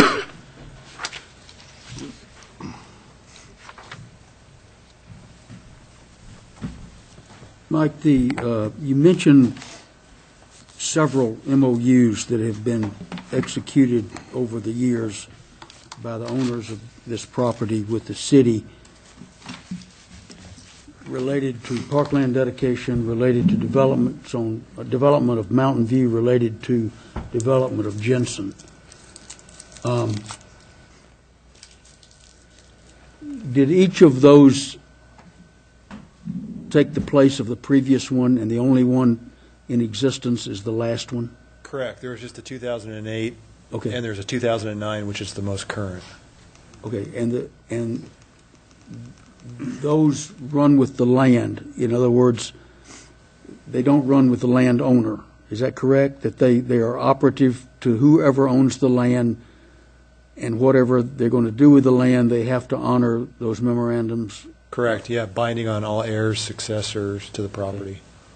And of the previous developments that never got finally platted, and the agreements for the memorandum of understandings, everything has been satisfied with the exception of the construction of Jensen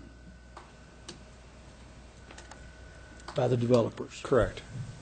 So we're down to Jensen, is that correct? Correct. Your Honor, if I might clarify, I believe both of those required the recordation of a final plat, which has not occurred.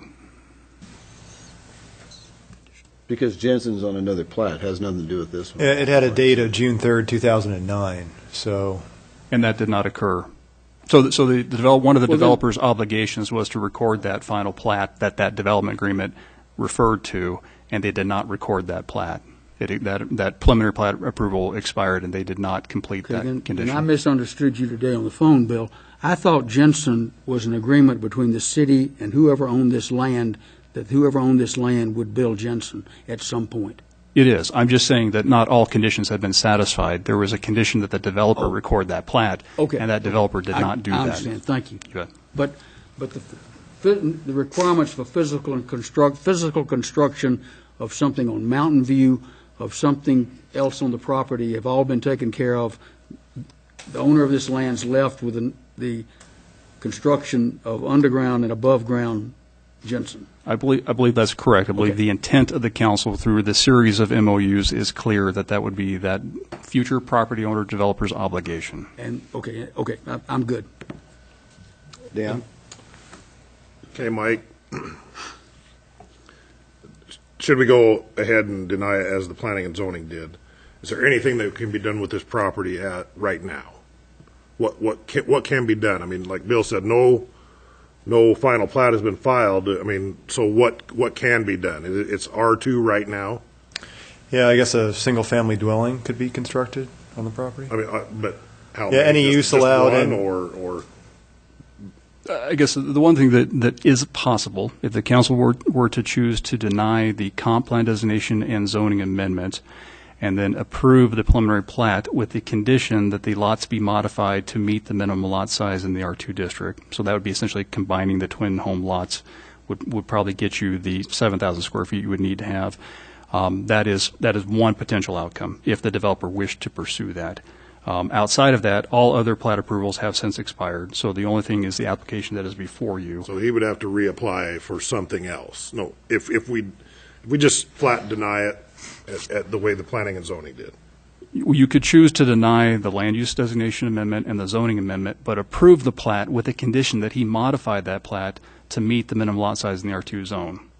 Because that is something that could occur. So you can have... Since it's already R2.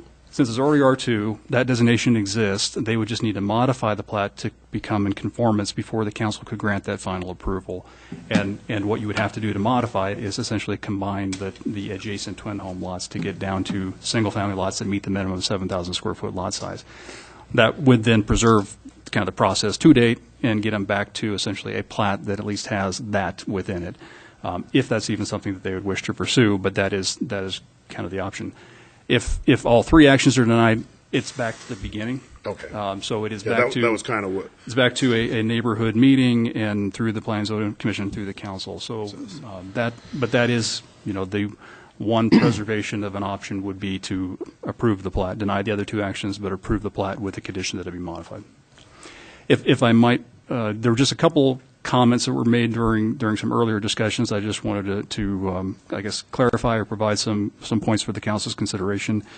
So with parkland dedications, it is the city's obligation to develop those and not the developer's obligation. It is their obligation under the code to dedicate land, to make that land available. And the Parks and Rec Commission reviews to make sure the dedications are suitable, and they have found that to be the case. So I just wanted to clarify that it really is not necessarily their obligation to landscape and develop. We do enter into agreements occasionally where they want to dedicate less than the required land, and they make up the value through improvements to the parkland.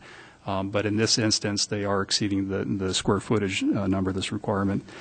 The other thing I guess I would clarify is I would certainly not advise the council to rely upon the business parking, if that happens to be approved, to satisfy the residential parking, unless there is some form of legal agreement or easement to guarantee that. Yes, maybe some informal, I think, would occur, but I just don't think it would be in the council's best interest to rely upon that, not knowing what the future use and future owners and users of that property would be. They are meeting their required off-street parking under the code underneath the initial proposal, and both iterations did not have any on-street parking until you got farther east in the project on that straight stretch. But, this is a intensification of the number of dwelling units, and so that's certainly something the council can consider. The last item I guess I would concern is looking at increasing the front setback. You would really need to get to 40 feet to actually get two vehicles. If you did it at 30, you're really talking about one vehicle and then inviting somebody to park across and block the sidewalk. And so that would be my concern is that, and then by the time you push homes 40 feet back from the street, you really kind of have broken down the neighborhood feel, the street wall in the neighborhood. So it'd be better for them to actually widen it and put maybe a space adjacent to the parking than actually increase that front setback that deep. So just a few points. May I Art, help with Art those? had- Oh, sorry. Art was next, then I'll come to you, Catherine. Yeah, I always hate to disagree with planning and zoning, but sometimes it happens. But relative to this, I was going to comment that to keep Moscow in accord with housing and urban development and the feds and fair and affordable housing, developing access and equal opportunity for those of lesser financial means is a goal that we have to be paying attention to, otherwise we're going to get into trouble down the way. And providing housing in this area and at this price point is something that would certainly demonstrate Moscow's commitment to fair and affordable housing for the community at large.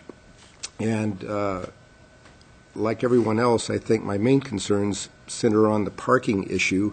With the enhanced densification of the area, we've got to have a place to park some of the extra folks. And I think the developer's proposal of using the neighborhood business area for that is not bad, but not on a gentleman's handshake and a nod. I think we need to have something more robust in place than that, that not only protects the development and the city at large for parking, but also protects the business owner from people who are storing an RV there for time immemorial and keeping them in business too. So I think some kind of a legal agreement could be achieved there. But I think overall it's a good use of the area, and I think neighborhood business is an idea whose time has come and is not a detriment. And further, the massing and orientation of the houses there on two adjacent smaller lots is not necessarily any different than one large home on a lot twice as large. The visual and massing effect is exactly the same. So that's what I had to say about that. Kathy? My question, hey, Bill, I wanted to ask you, so the street width, and could there be a bump out, like where the houses are sitting now with the 15 feet in the garage, blah, blah, blah? Can you move, because I was wondering about Rolling Hills, which is next to it. Is there parking in Rolling Hills on the street?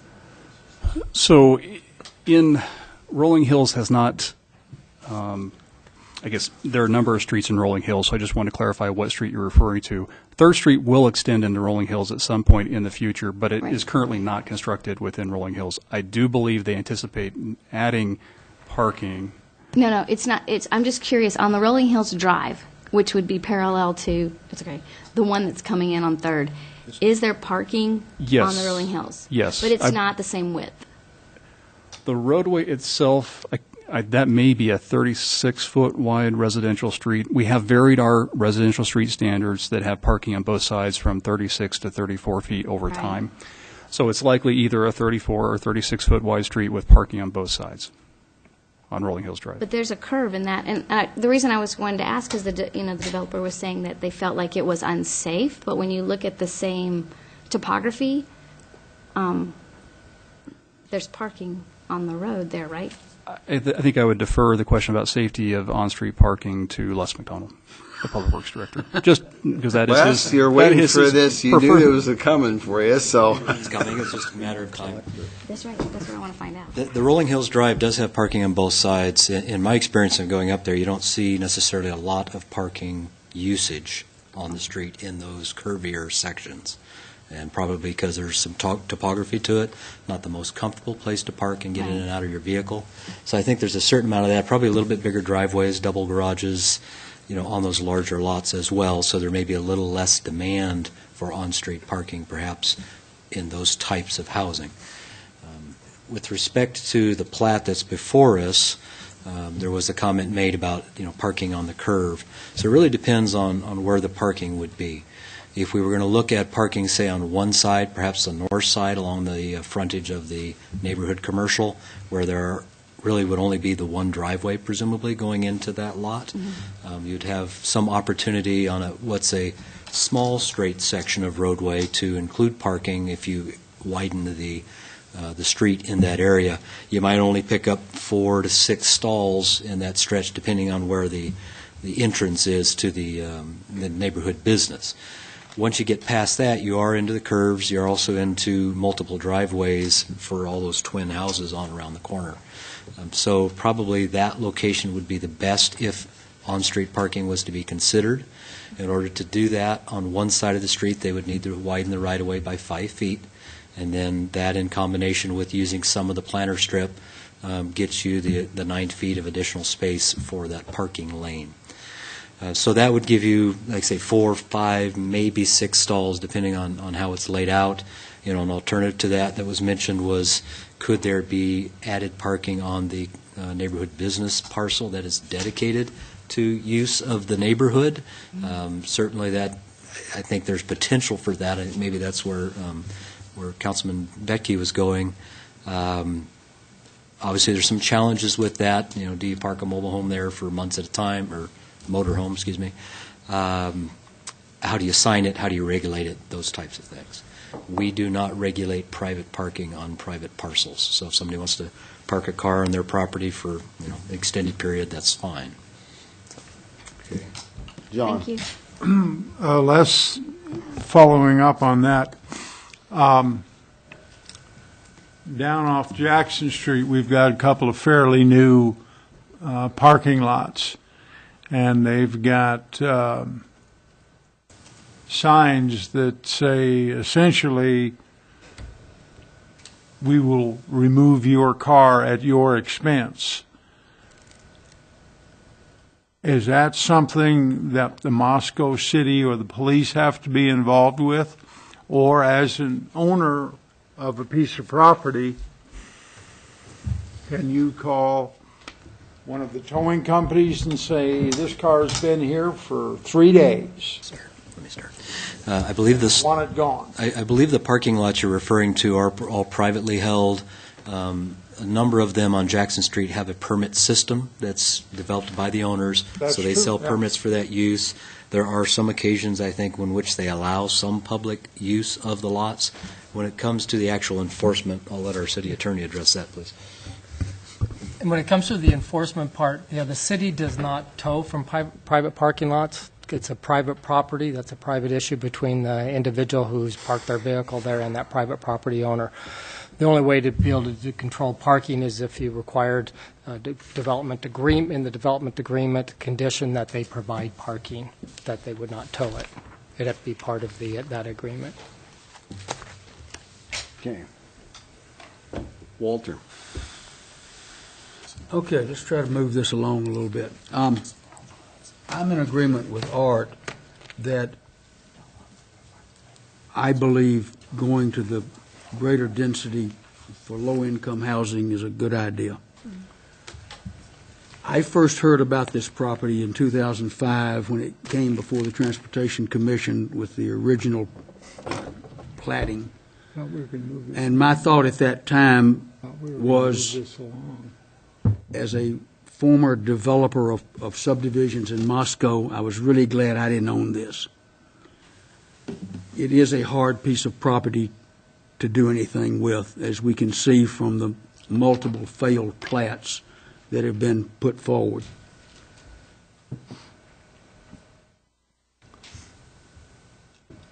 I think the current owner is attempting to find something that he can do to develop this property so that he doesn't have to resort to grazing cattle on it. And for that, I'm appreciative. On the parking, which seems to be the biggest conversation, I feel there needs to be additional parking. I don't know that the city council should sit here and dictate exactly how that is accomplished, although, Bill, I think that possibly, if we get the motion correct, we can direct that additional parking be created, whether it be agreements on the commercial area, whether it be 20-foot additional setbacks on the houses to be able to get double-stacked cars in the drives and not on the sidewalk, or whether it be bump outs with some 6 or 8 places of parking along the so-called commercial area, as Les has talked about. I think some additional parking is necessary. I drove through a few of these areas tonight on the way down here, and Tiempo Commons didn't have a single car parked on the streets. They were off of their streets. There were a couple of contractors' trucks. Over behind the old Tidymans, there were half dozen cars in 26 of these homes, but they were all concentrated down at one end, which kind of tells me that there may either have been somebody hosting people for supper, or it might be a more high-intensity use home down there on that end. I understand about the comments about parking on Polk. I see it all the time, but I'm not so sure that the people that would own these houses are the same people that currently own those homes over on Polk just south of Rodeo. So I would like to see some additional parking created in some fashion. Regarding the commercial, if you'll allow me a personal comment, I own a home in Meridian in a small lot, not twin home, but small lot subdivision that has adjacent to it a neighborhood business. Whether you call it a strip mall or not, I'm not sure. It has a Papa Murphy's Pizza, used to be a coffee shop. It has a exercise facility. It has a 4-star plus restaurant that Matt Damon flies into Boise from California to eat. Oh, God. It has a sports bar that is being created at this time. I'm looking forward to being able to go over there and watching football games. I'm with whoever made the comment earlier, maybe Art. Are you making a motion? That the time for neighborhood commercial might be coming. So if the mayor wants a motion, I won't do it because I see another council member that wanted to speak, Mayor. Okay, Jim. In general, I don't have any problem with the comprehensive plan change or the rezone if we're going to move this along. The problem is with the parking issue and the plat. So I think I would move that we go ahead and approve the comprehensive plan change and the rezone of this property and deal with the plat issue separately.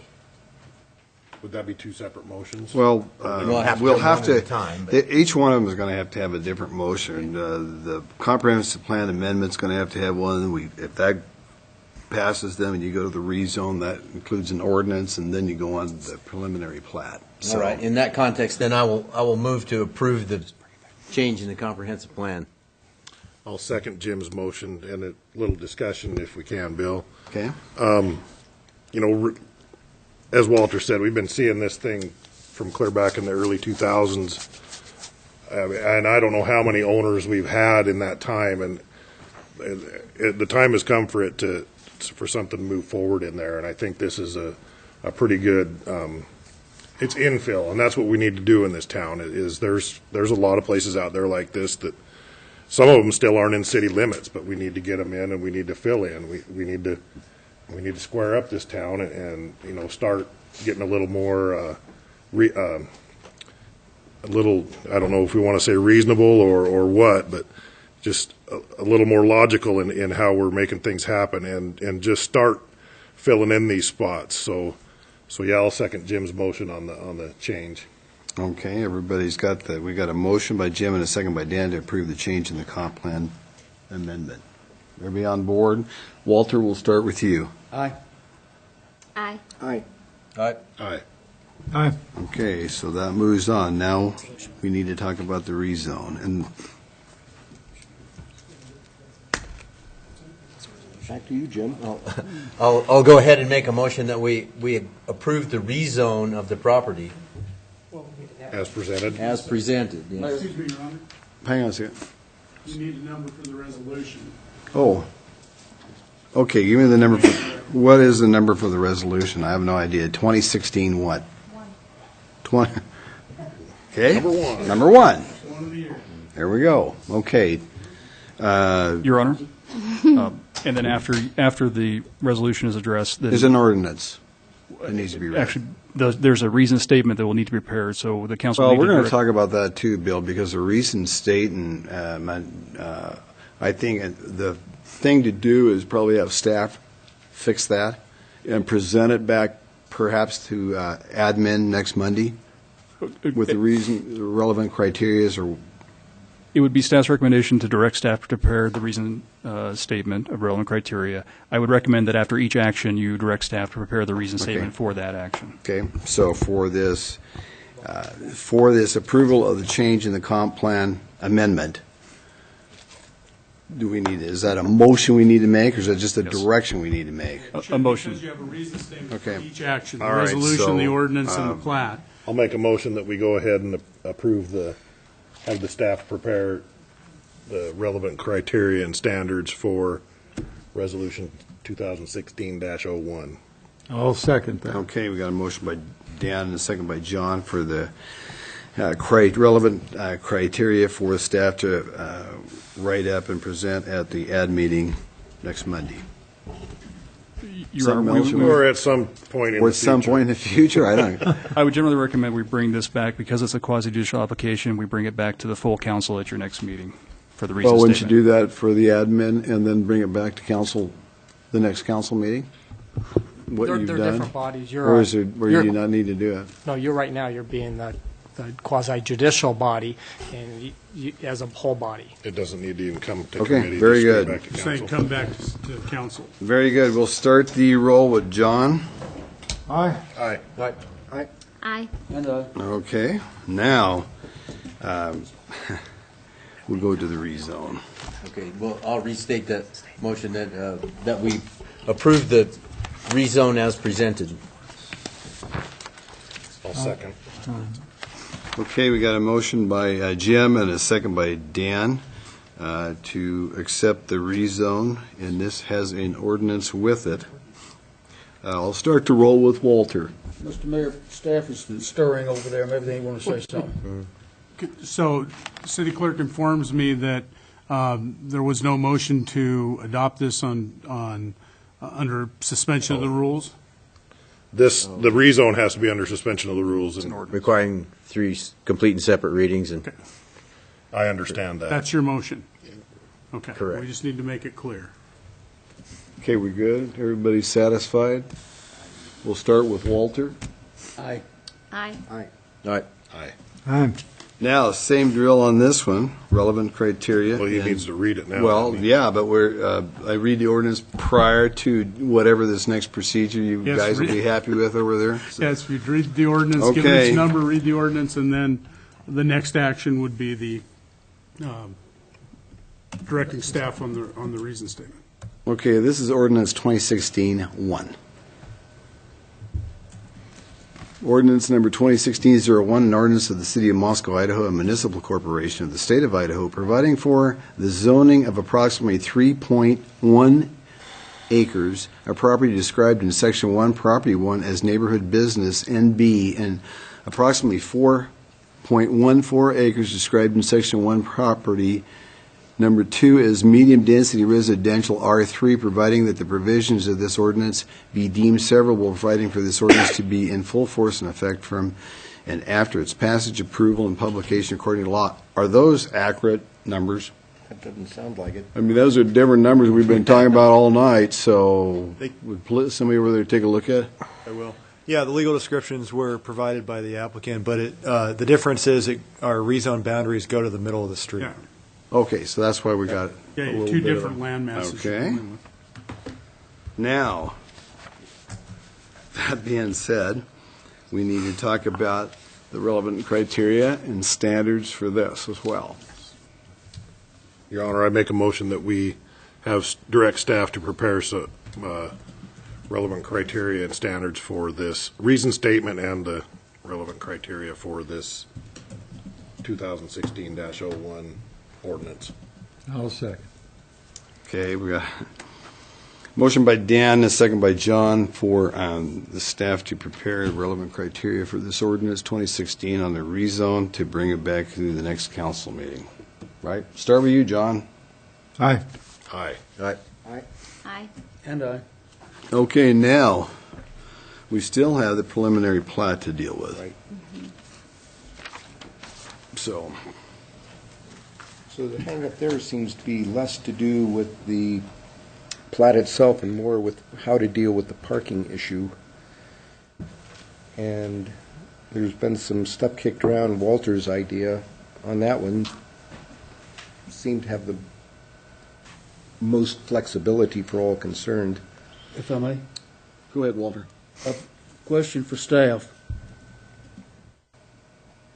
How do we tell the applicant that we will approve a plat for this configuration, but that we want to see a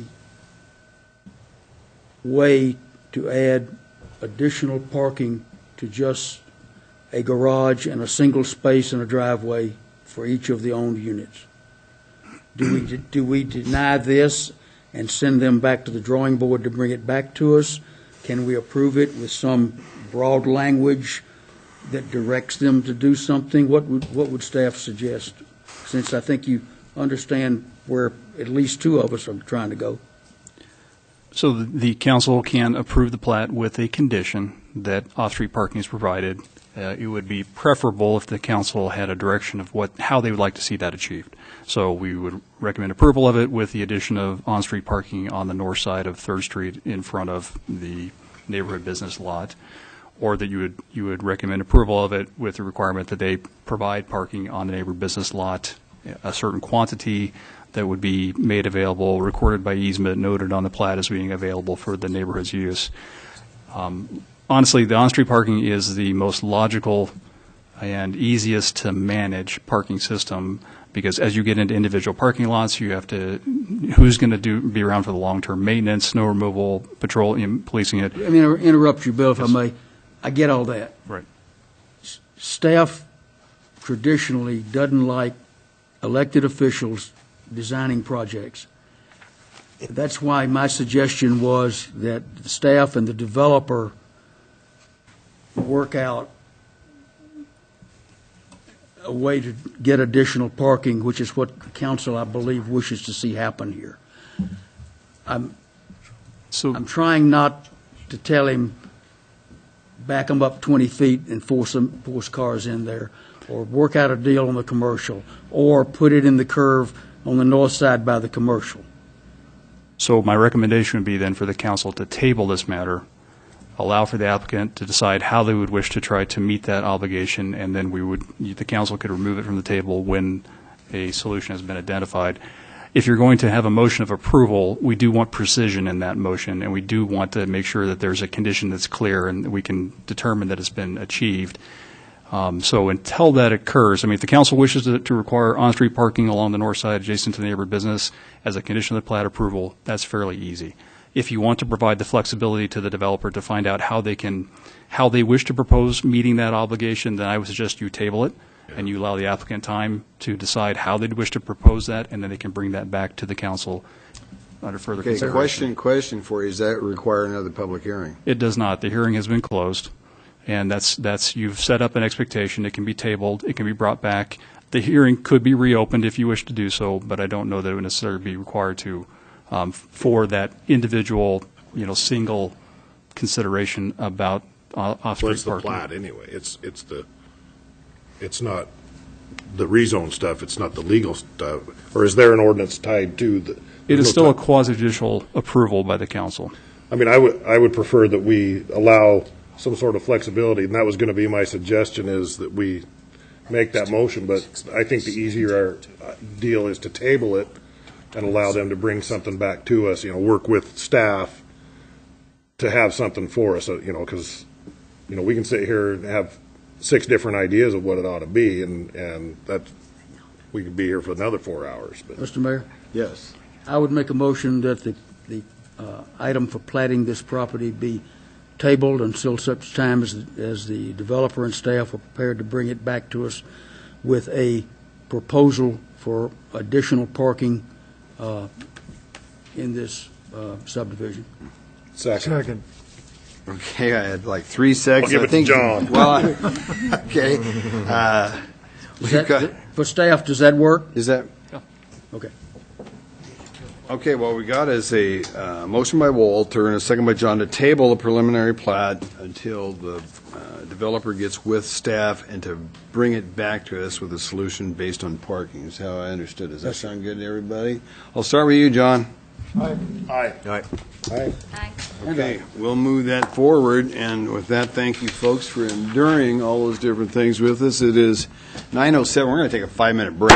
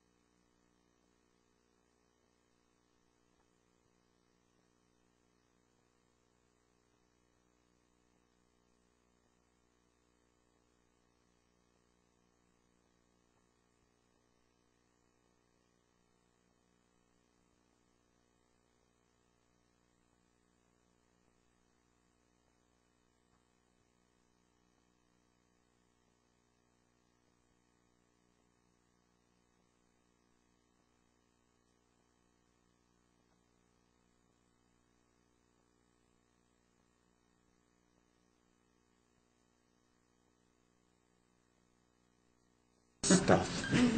There's a lot of detail. Okay, everybody, we have resumed this meeting. It is 9:13, and we are on item number 5, review of the public comments, water conservation plan. Nicole Baker, you have the podium, and Les as well, so you're tag teaming it tonight. Mayor Lambert, members of the council, this is a day that I think we've been waiting for some time. The water conservation plan has been something we've talked about for a long time here at the city, and been hoping to bring it forward to the council for quite a while. Before we delve into it, I do want to just make mention of the fact that plans of this nature are typically written by consultants that the city would hire, and that charges a pretty good fee to do these types of things. In this situation, this was written by our own staff, our own water conservation coordinator, Nicole Baker, and I want to congratulate her on her good work and all her efforts in putting this together. She's done a fabulous job on behalf of the city. That being said, the intent tonight before council is to present to you the information that was received during the public comment period, and Nicole will go into some detail with respect to that. And then ultimately, the goal this evening, if the council so chooses, would be to adopt the conservation plan, and with the council's desire stated for which of the packages that are within the plan that we should move forward. Either one of those packages that's defined within the plan as options, A, B, C, or D, some hybrid of those, or whatever you choose, but we would prefer to see some direction in terms of which components of the plan would be implemented as we move forward. That way we know how to develop the implementation plan and to get this underway. So with that, I will let Nicole take over, and I'll be available for questions along the way as well. Nicole. Thank you, Les. Mayor Lambert, Council, I'm glad to be here this evening. So the Water Conservation Plan is an important expansion to our conservation program. It will help reduce that pressure on our declining aquifer. It's a 10-year plan with the proposed implementation date to start in 2016. After several in-house drafts, the first public draft was made available to and presented to the Sustainable Environment Commission in November of 2014. Since that time, 2 more drafts evolved from the comments and suggestions made by the Sustainable Environment Commission. So on July 1st of 2015, the public draft 3 was presented to council in a workshop. At that point, the public comment period opened up for a little over a month, ending on August 7th. We had a lot of public interest and a lot of comments. We addressed those and made revisions to the public draft 3, and the final draft was completed December of 2015. In your agenda packet, you will see the public draft 3 is there, the revisions that were made to that draft, the completed final draft in response to the public comments, as well as the staff responses to all of the public comments. Here's a look at an overview of what each package provides. The conservation plan essentially evaluates measures and incentives. So package A is our existing conservation measures, with package B, C, and D adding to that, adding incentives and measures that pass the screening process. Now, I do want to add that this certainly is not a comprehensive list of all the measures and incentives that are available out there. However, the ones chosen were the ones that have been successful in other communities, were researched by by researching other water conservation plans, as well as suggestions from our own customers as well. So, as presented to the council in July of 2015, the staff recommendation is package C. Package C is the existing conservation measures program with the additional measures and incentives of a toilet rebate, a lawn replacement rebate, and a landscape guidebook.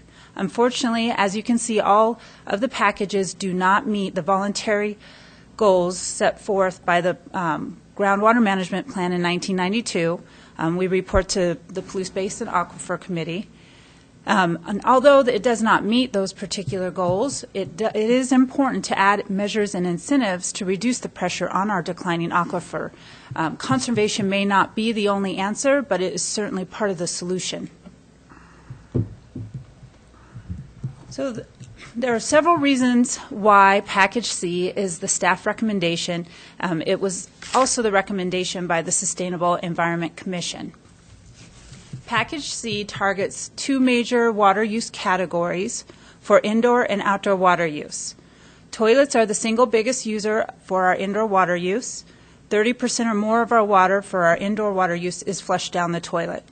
During the irrigation season, the City of Moscow can see pumping go up over 50% more than we're used to pumping during the indoor season. So with that in mind, the landscape replacement or the lawn replacement program could certainly curb some of that outdoor water use during the irrigation season. In addition, the City of Moscow has an existing active Y-scape program, and that program already has existing supporting materials that could help the landscape guidebook as well as the lawn replacement rebate. With the current staff available, the budget and resources, Package C also allows for a successful implementation. This, of course, is a living document, so as we see what works and what doesn't, adding more incentives and measures to the Package C can certainly be in the future. So with that brief overview of the conservation plan, I am asking the council to consider the staff recommended Package C of the water conservation plan, or to otherwise, let me know what you like. And if you have any questions. Don? I've just one clarification. If we go with Plan C, that is going to be administered by the present staff. We will not be adding any additional staff. Plan C at the moment is a plan that implementation is more possible with the current staff. As far as the program can certainly take off and be very successful, and I might find that there might be amendments to those needs. But as you're starting, as we get out of the block, we have got enough staff to deal with the situation as it exists. Les? I was waiting for that look. Can she get some help? If I may. Nicole's hesitating here a little bit because she doesn't know yet exactly what the implementation is going to look like and just how rapidly we'll roll out all the components, or, for that matter, what the response will be. One of the key items within this Package C is the toilet rebate program. There are instances out there where they are wildly successful and they overrun the ability of a program to keep up with them or to pay for them. Now, we don't expect necessarily that type of response here in the community. We expect a good response, but how well we can handle that load will really just depend on how many people come knocking on our door once we implement to say, hey, let's get this done and get it done right now. So that's I think where some of her hesitation lies. The staff assessment is that Package C is something that we can implement with our current staff, barring any unforeseen large demands on the system that perhaps stretches too thin. So we would essentially hope that it is so successful that we do need to figure out some other way to implement the plan. Right. And if that is the case, obviously we'd look at our other internal resources beyond Nicole and what help she currently has to see if, perhaps for some interim periods there could be some additional assistance to, help get the program launched and get through that high peak demand if that occurs. Dan? Yeah, not only with the, you're talking about the scheduling of option C, if it's, this insane demand, which I do, I foresee maybe it might get a big kick at the beginning, and that's probably going to be something we're going to have to deal with. But also, nothing that we say tonight would preclude us from adopting all or parts of option D in the further a little bit down the road. I mean, it could be a couple years down the road, it could be 6 months, depending on how successful things go. Correct. It's written that amendments would be a wise choice as we know what's working if we want to add to that. So certainly expansion into the future is quite possible, yes. Yeah, and that was my whole thing with, supporting what you guys are suggesting rather than, I'm not so much the dollars as the time, and our physical plant, being able to take care of, the demand for it. So hopefully we'll be able to implement those in the future to help with the additional water savings down the road. Walter. Thank you, Mr. Mayor. In the table on page 6 of the plan, it shows that the current package A is costing us $11,884 in annual cost. This is not, and again, staff can correct me if I misstated, an all-inclusive cost. It is the hard cost of what we're currently doing. The nozzles on hoses, the shower heads, the printing of books and stuff for people, some of Nicole's time, I guess, and maybe in some other stuff. Package B goes up to a higher number of almost $59,000. Package C goes to $69,000, and D jumps all the way to $110,000. However, it costs us money to produce water. So every gallon that we don't have to produce to go through a shower head or through a toilet is money that we're saving. I have been talking to Les, and David Hall, who's here, has put together some numbers. He's been looking at this certainly independently of me, that seem to show that we can actually save the city money by conserving. That it cost us less to produce water out of the ground than it cost us to put in place these conservation measures. Those numbers haven't been fully developed. There's a lot more detail, a lot more thought that needs to go into, is this really how you crunch the numbers to figure this out? With all that being said, Mr. Mayor, I'd make a motion that we adopt the conservation plan as presented with alternative C as the preferred measure at this time, and that staff be directed to further develop net cost of the conservation program. That is, what does it really cost us to produce water, cost us to process water through the sewer plant, cost us to implement the conservation measures, and to bring that back to us in the not too distant future. I'd second that. Okay, we got a motion by Walter and a second by Dan to adopt a conservation plan with alternative C as a preferred conservation measure package. Does that sound good? You have something you want to say No, there? just a comment that I think that all sounds good, but in agreement with folks down here, I'd also like to say that in addition to seeing the staff come back with some financial workups, I'd also like to revisit the whole issue after 2 years, see how the plan's going. Are we overwhelmed with heaps of 1992 toilets laying around and have exhausted staff and the finances?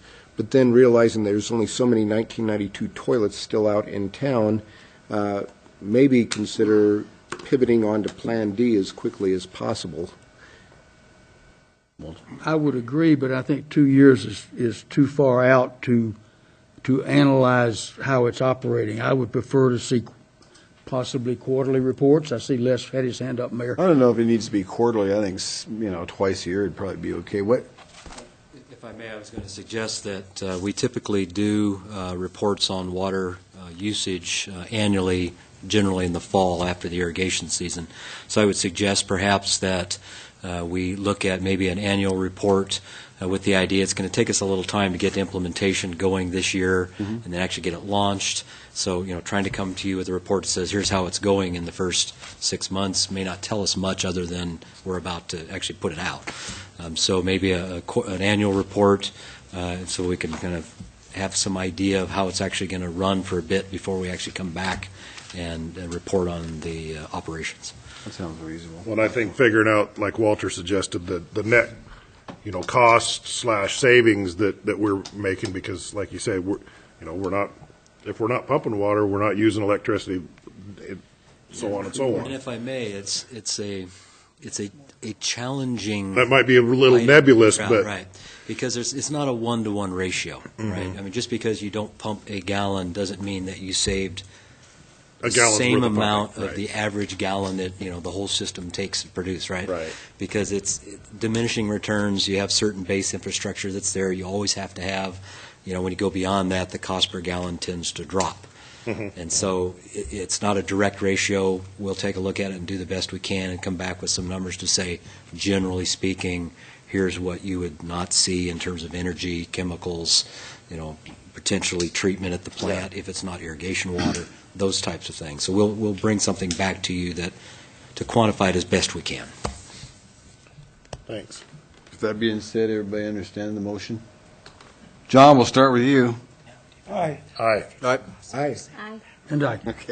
Okay, thank you very much. A nice report. Good job. Well done, Nicole and Les. Thank you very much. Terrific job. If I may, Mayor, I would like to congratulate Nicole on the way she handled the comments that were received on the plan. I thought that her responses as written up in here were just really good, and it's been a long, hard road to plow. Well, Walter, for a side note, I read through this plan again over the weekend, and my house is 40 years old, and I replaced all the toilets after 2000, so I'm up to snuff on my water efficiency. No in my rebates house. for the mayor. No rebates from the mayor. Thank you, Nicole. Thank you very much. We'll move on to item number 6, Mountain View Road A and street funding package with Les McDonald. He's going to come up with a bunch of dough for us to fix roads tonight. So all of them. Yeah. Yeah. We got the podium, Les. What can you tell us about? Some more. Our options.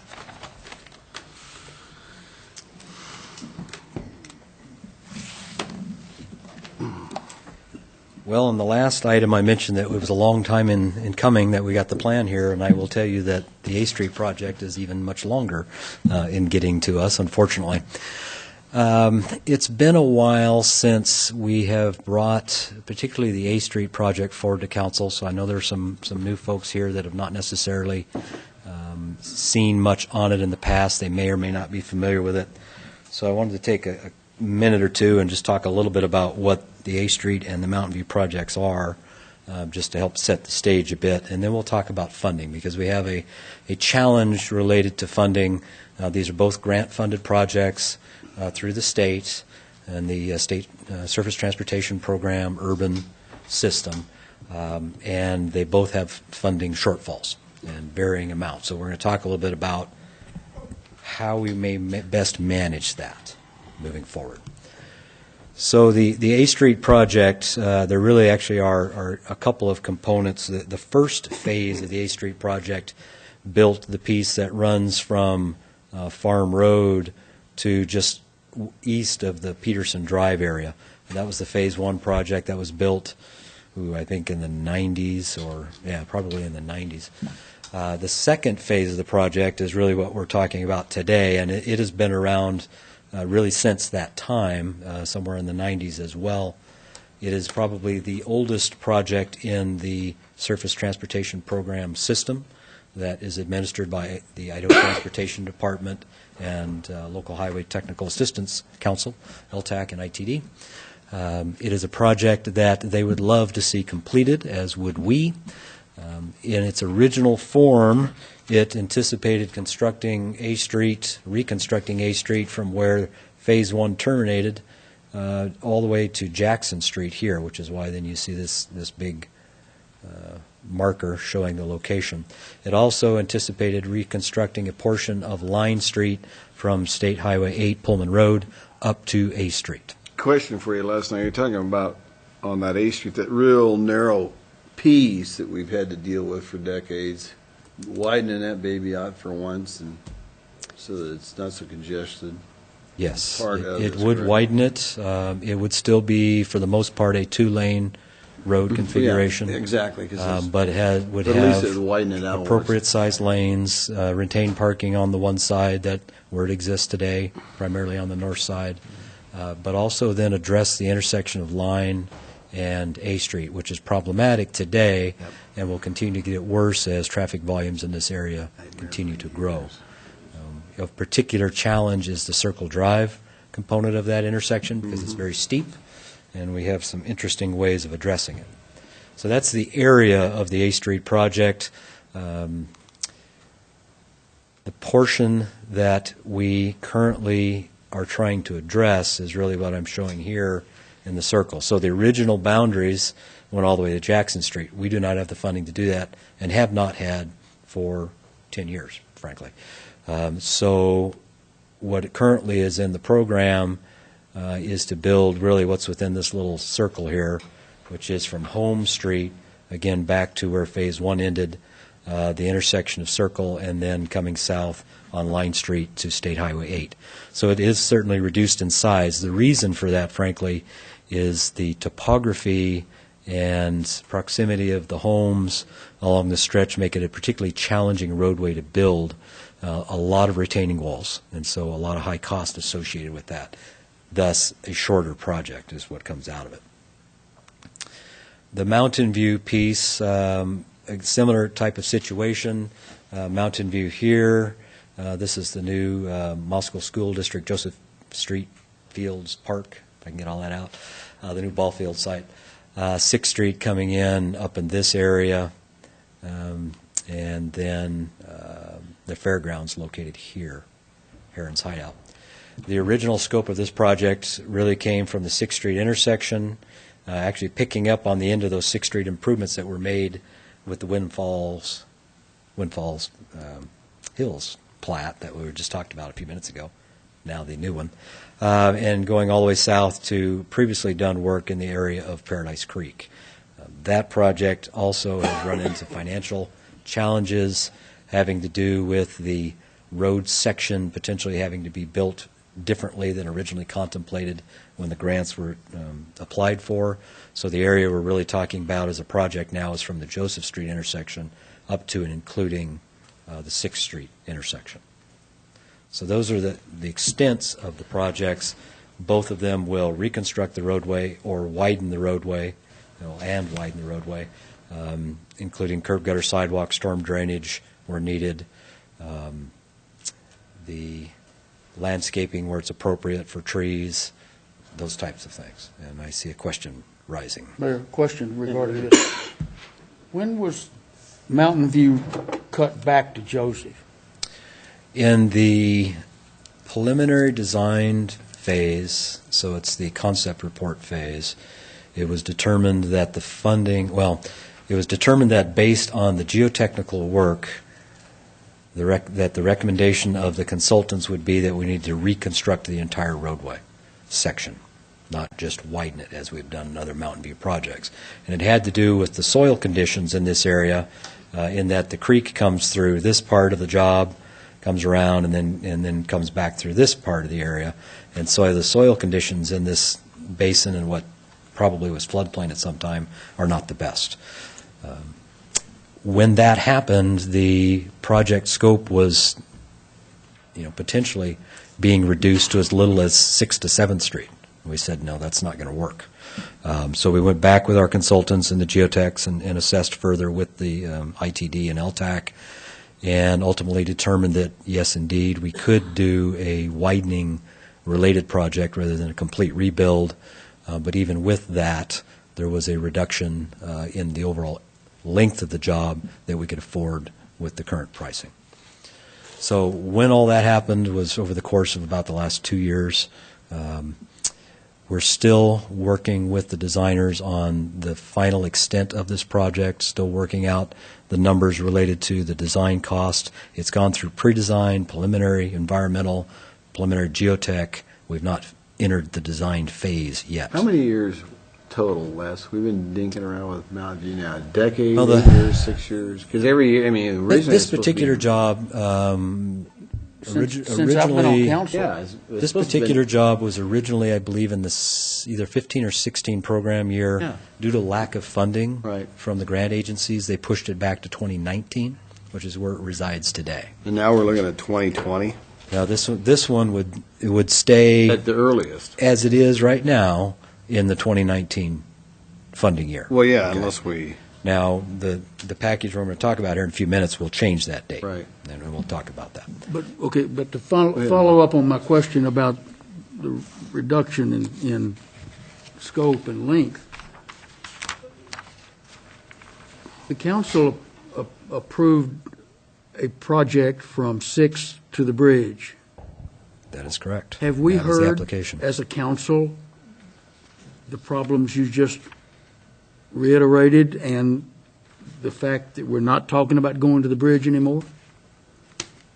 The bridge by, if I may. The Which bridge? bridge? By White Avenue?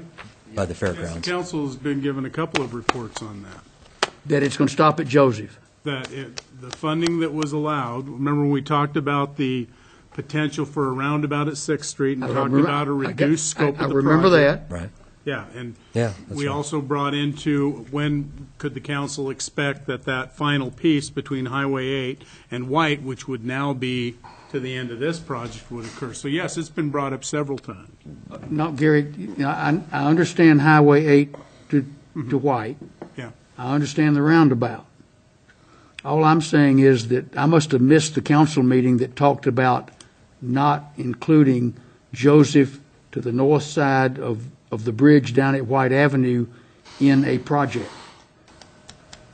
Well, we can pull the minutes, but every I time would that, appreciate it. yeah, every time LTAC cuts it back because we have insufficient funding. It's okay, but I'm just a little surprised to see the circle on the drawing tonight, that's all. Well, and there are still options here that we can address with LTAC regarding supplementing the funding to allow us to extend the job back to the original extents.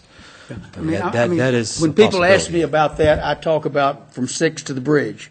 And if I've been misleading people, then I need to find out where I slept through that conversation. Okay, so. You know what, this might be a good time to bring it up, being Walter brought up the roundabout that doesn't look like it's going to be coming in any distant future. That 6th Street Mountain View is problematic for the speed on it. Maybe we need to consider putting 4-way stop signs in there. They're cheap, because we're not going to have a roundabout, we know that. And it looks to me like, at best, 2020. And there's a lot of concern about the traffic flow on there and the problem, and it is problematic. So that's something that's another discussion, but that's something we're going to be bringing up, or need to bring up, and we need to bring it up not a few years from now, but in the next few months. Yeah, if I may, just, don't want to turn this into try and fix Mountain View in the interim, but. Well, the problem is it's not going to get fixed, Gary, that's why. But, I mean, there are things that can be done. The 4-way stop on White, the 4-way stop the council directed went on D, really helped out. So it may be that we need to look at something on 6, and certainly we'll do that. Yeah, we can do a traffic study on that, similar to what we've done on the White Avenue intersection most recently, and see what it tells us. Sure. Right. See if it would be beneficial. Okay, these numbers are in your packet, but I just want to run through them quickly, just to help set the stage again a little bit on where we currently stand in terms of the financing. So the Mountain View project, again, originally was 6th Street down to the fairgrounds. It currently stands at 6th Street to Joseph Street intersection. It's currently in the 2019 program year for construction with LTAC. The projected remaining costs, so what's left after what we've expended to get this far to where we are today, is just a little under $2.4 million. The grant funding and local match that's previously been identified in the process is about $100,000 lower than that. So roughly a funding shortfall of $100,000, not insurmountable, but there. We do have some local match put aside already, and roughly $81,000 as it stands in the 16 budget. Ultimately, when we reach the construction year, we'll need a total of about $175,000 to match that roughly $2.4 million total cost. And Walter. Mr. Mayor, a question. Yes, go ahead, Walter. Years ago, when the bond election failed to redo all of Mountain View, the city set up a program to put aside some amount per year toward improving Mountain View. Was that $50,000, Gary?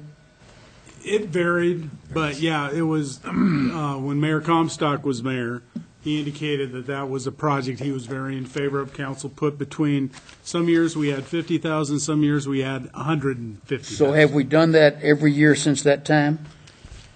And second question, what's in the kitty?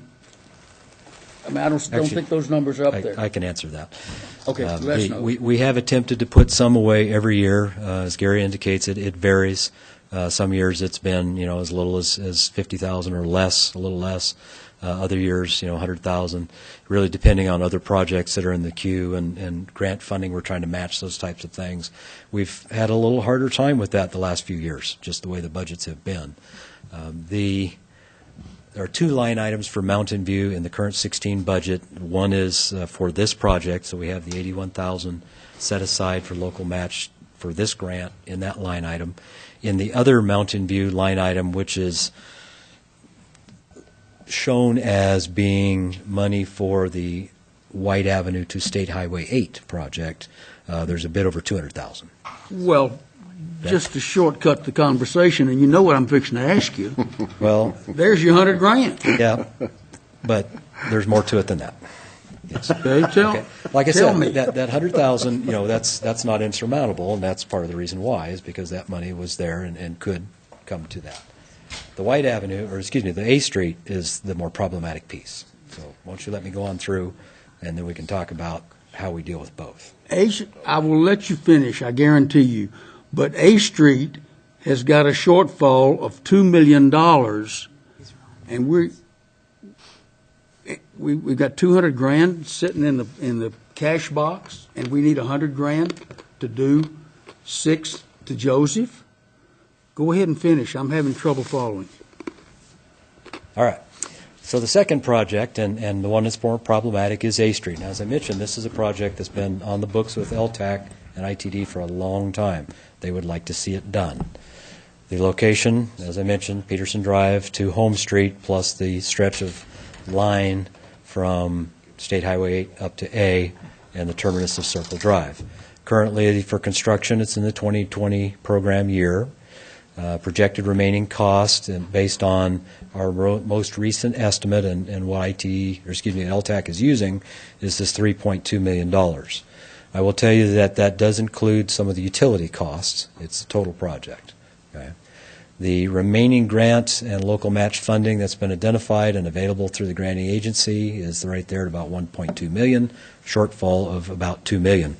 This has been a situation that we have been calling out to LTAC since about probably 2005, I think was my first email. They have yet to resolve it on their end because, frankly, the program is short of money. And that's part of the reason that projects keep getting pushed back, is there just are not funds available. Project costs for those that are in the system have been rising. We've all seen that.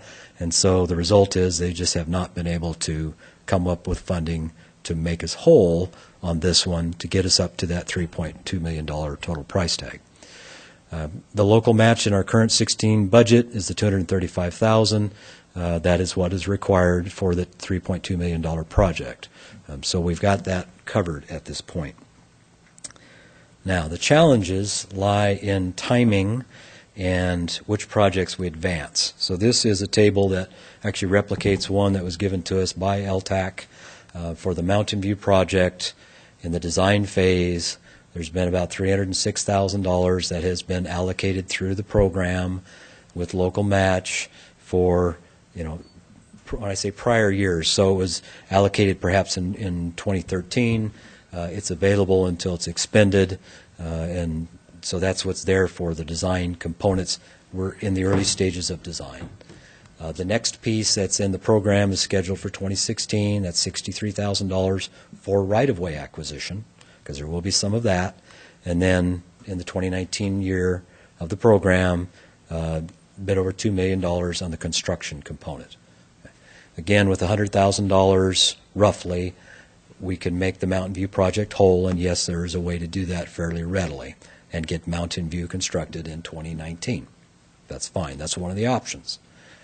The A Street piece is the more challenging. Again, money that was allocated and expended to a certain extent in prior years are shown in the first column for both design and right-of-way. Design is complete. Right-of-way acquisition is complete. So those are done. All that's left is the 2020 program year construction of that roughly $1.2 million, which is substantially short of what we need to actually build the job. You have a question? The design number there, does that cover just what's in the circle or down all the way on A Street? Just what's in the circle. Okay. Yep.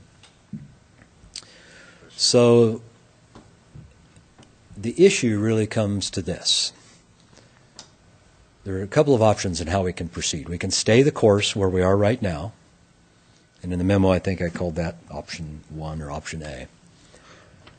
Come up with the additional funding for Mountain View that we need right in here. It's the design right-of-way components. Proceed with construction in 2019 as programmed and finish the job. A Street then has the situation that we do not have sufficient funds in 2020 to build it. LTAC is telling us it's unlikely that they will come up with additional money of that amount to construct A Street in 2020, which will then delay the project further. We don't know for sure how long, but it would delay it some number of years. There is, in my perspective anyway, some risk in that, because the board, frankly, is tired of this project being on the books and not being completed. Okay. It's only been 40 years. Seems like it. Not quite that No. long. For this phase, not quite that long. They would like it closed out. And the concern I have, and they've not threatened us, or said that this is going to happen in any way, but just based on our past discussions, the concern I have is that, how well would that be received by LTAC if this job gets pushed back yet again and yet again until such time as funding becomes available. So LTAC came to us and said, we have a suggestion for you, which is then what is shown here. Okay. Before we jump to that, Les? Yes, sir. How much is LTAC contributing to each of these two projects? The local match is 7.34% of the total project cost. So then they sit in there at whatever that would be, 92 and change. So the large majority of the project cost is funded through the grant. Okay. So the option that was recommended to us from the representative from LTAC, Jerry Flatts, is what is shown here, in that we would work with the $306,000 previously allocated and designed for Mountain View so that we could proceed with the design function. To that, we would add roughly $37,000 of city money, move the $63,000 of grant money from right-of-way into design. That gets us the $100,000 that we were talking about, so that we can complete the design component. The construction money that's in 2019, that $2 million figure, would be split with $161,000 of it retained in Mountain View and moved into the right-of-way component. Now, that's a bigger number for right-of-way than we've had previously programmed. We've done that on purpose in that we anticipate that the cost for right-of-way even today might be a little above the $63,000, plus you put it out another 3 years. We've also essentially been confirmed with LTAC that we do have to go through an appraisal process that we'd hoped perhaps to avoid in terms of external appraisals. We do need to go through that, so we're anticipating some higher cost, some escalation of cost with over the next couple of years before we actually have that money available in that program year. You can't move it this way. Doesn't go, east-west. It has to go just within the 19 year.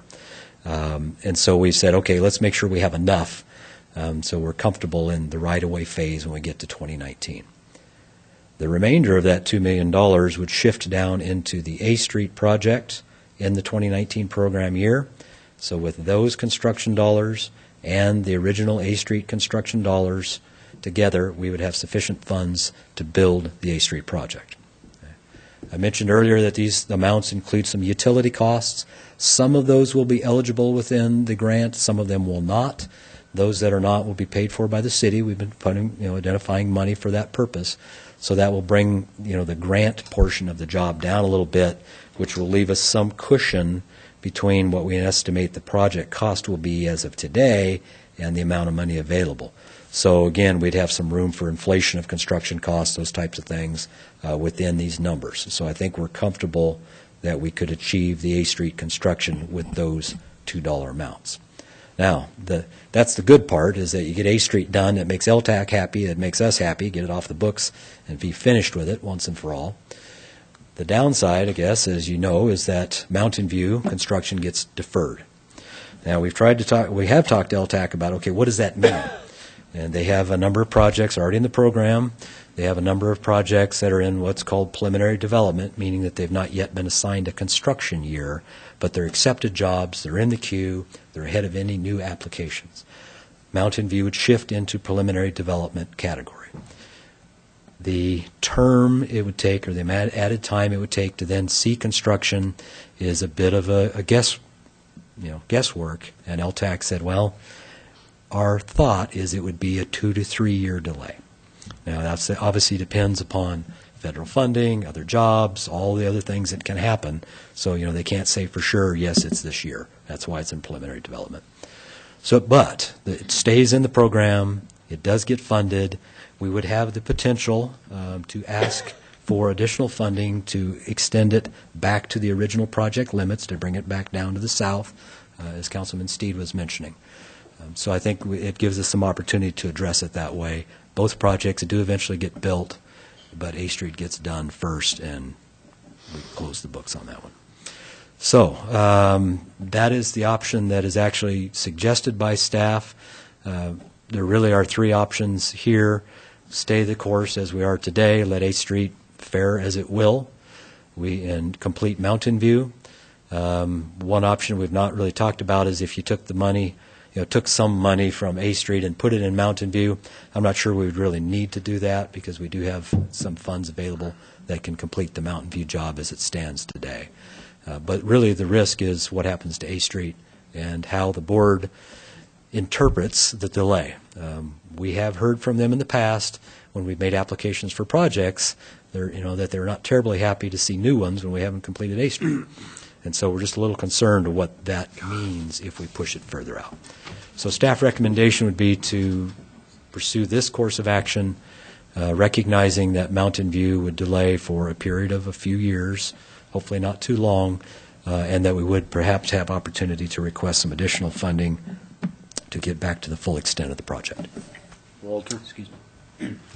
But A Street hasn't proceeded because of LTAC's not funding it. Not because of us. City staff has worked on A Street for 40 years. Literally. Well, it makes sense to get rid of it. Well, move forward so we don't have it. Normally, Mayor, I would. But when it was first conceived that A Street needed something done to it, the Pullman Highway was a 2-lane road. Oh, I know that. It was not 5 lanes like it is today. When it was first conceived, the west end of A Street was not a parking lot or a set of driveways between apartment parking lots like it is today.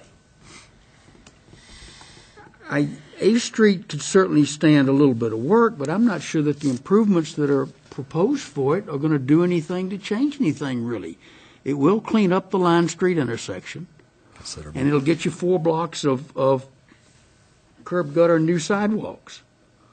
But it's not going to increase the capacity. Yes, it will.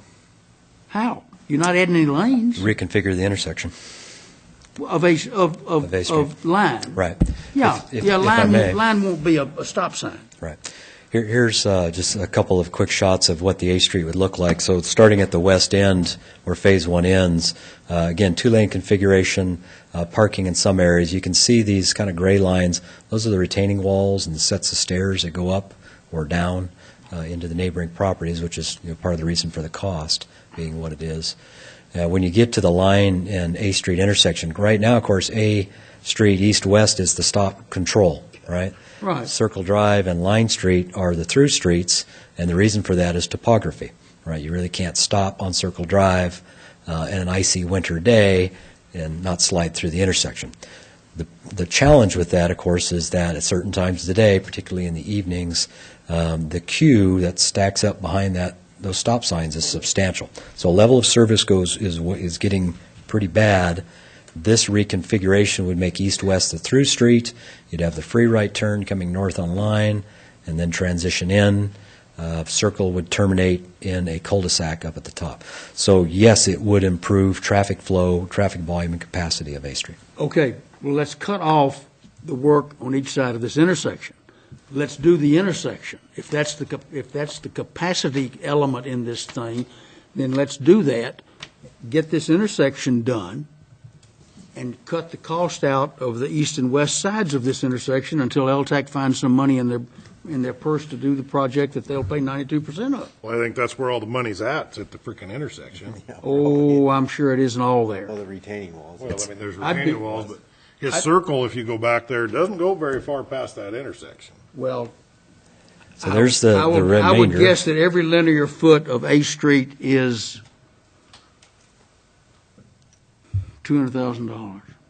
No, wrong, too much, I'm wrong, is With the walls that are included? Well, getting this off how the much? plate. A linear foot is, It adds up. If 500? I may just address that, the challenge here is that A Street intersection will change in elevation considerably. And part of the reason for that is the slope coming up Line is too severe for a stop What condition. you're telling us too, Les, if I got this right, is if we could do the A Street now and get that off of our plate, then we got the shot at doing Mountain View a year later. If we don't do that, we got a chance of losing this completely, and we're still not going to get Mountain View till 2019. Is that pretty much how you see this? 2019, I mean, is that that's kinda how I'm 2019 is the earliest Mountain View will happen, 2019. That's the program year, that's when the money's available, not before. So that's the earliest. And then A Street is slated for 2020. Right now, if we do this, then we would start construction on A Street in 2019, because that's when the funds become available. Okay. Mountain View would slide back from 19, probably 2 or 3 years, not 1 year, but to 20, 21, 22, somewhere in there. Again, we don't know for sure, and we don't know for sure how the board will react to A Street delaying. I mean, I'm trying to be as open about this as we can. It's hard to predict. But I can just tell you, based on past experience, they've not been terribly happy when it keeps living on. Yeah. I don't believe that there's a way that we could reasonably do just the intersection here because of the topographic challenges and the retaining walls and the grade changes that are necessary to make this work. This is a very challenging intersection and go design. far enough east and west to pick up the topography. So And clearly, you go both far of enough, these- and then how much do you really have left? I don't So know. clearly, both of them are Engineering necessary, question. and A Street is in horrible shape and needs to get fixed. And I see nothing wrong with the plan at hand, except for the fact that with the advent of the playfields at Joseph Street, the pressure from the public and the people in that vicinity is going to grow. And how are we going to handle that? Because there's going to be people screaming bloody murder for that intersection of Joseph and Mountain View, and not to mention the 6th Street and Mountain View intersection as people try to come and go from the ball fields. So There's the is there dilemma. any chance of getting accelerated attention to that street if we go with the A Street to get it off the books, which it desperately needs to be? But there's going to be huge pressure on Mountain View to do something about that, too. Any chances of other funding to facilitate that somewhere? For Mountain View? Yeah. Yeah, it's getting difficult to find these days. I mean, we have made other applications for jobs and been favorably received, and then the programs were defunded in the past. It's a little hard to know with the new transportation bill that was just passed what effect that's going to have, if it will inject additional funding into this program. It's a possibility, but we just don't know yet because they really haven't figured it out, what's going to the states and then what's handed out to locals. That is a possibility that we would see an enhanced funding option there. In terms of, what could we do with Mountain View in the interim? Obviously, we can take a look at the intersections. Put up 2 more stop signs for about $150. Well, and there's pros and cons to that. Obviously, it's not just a matter of throwing up a sign, but not an arterial anymore then.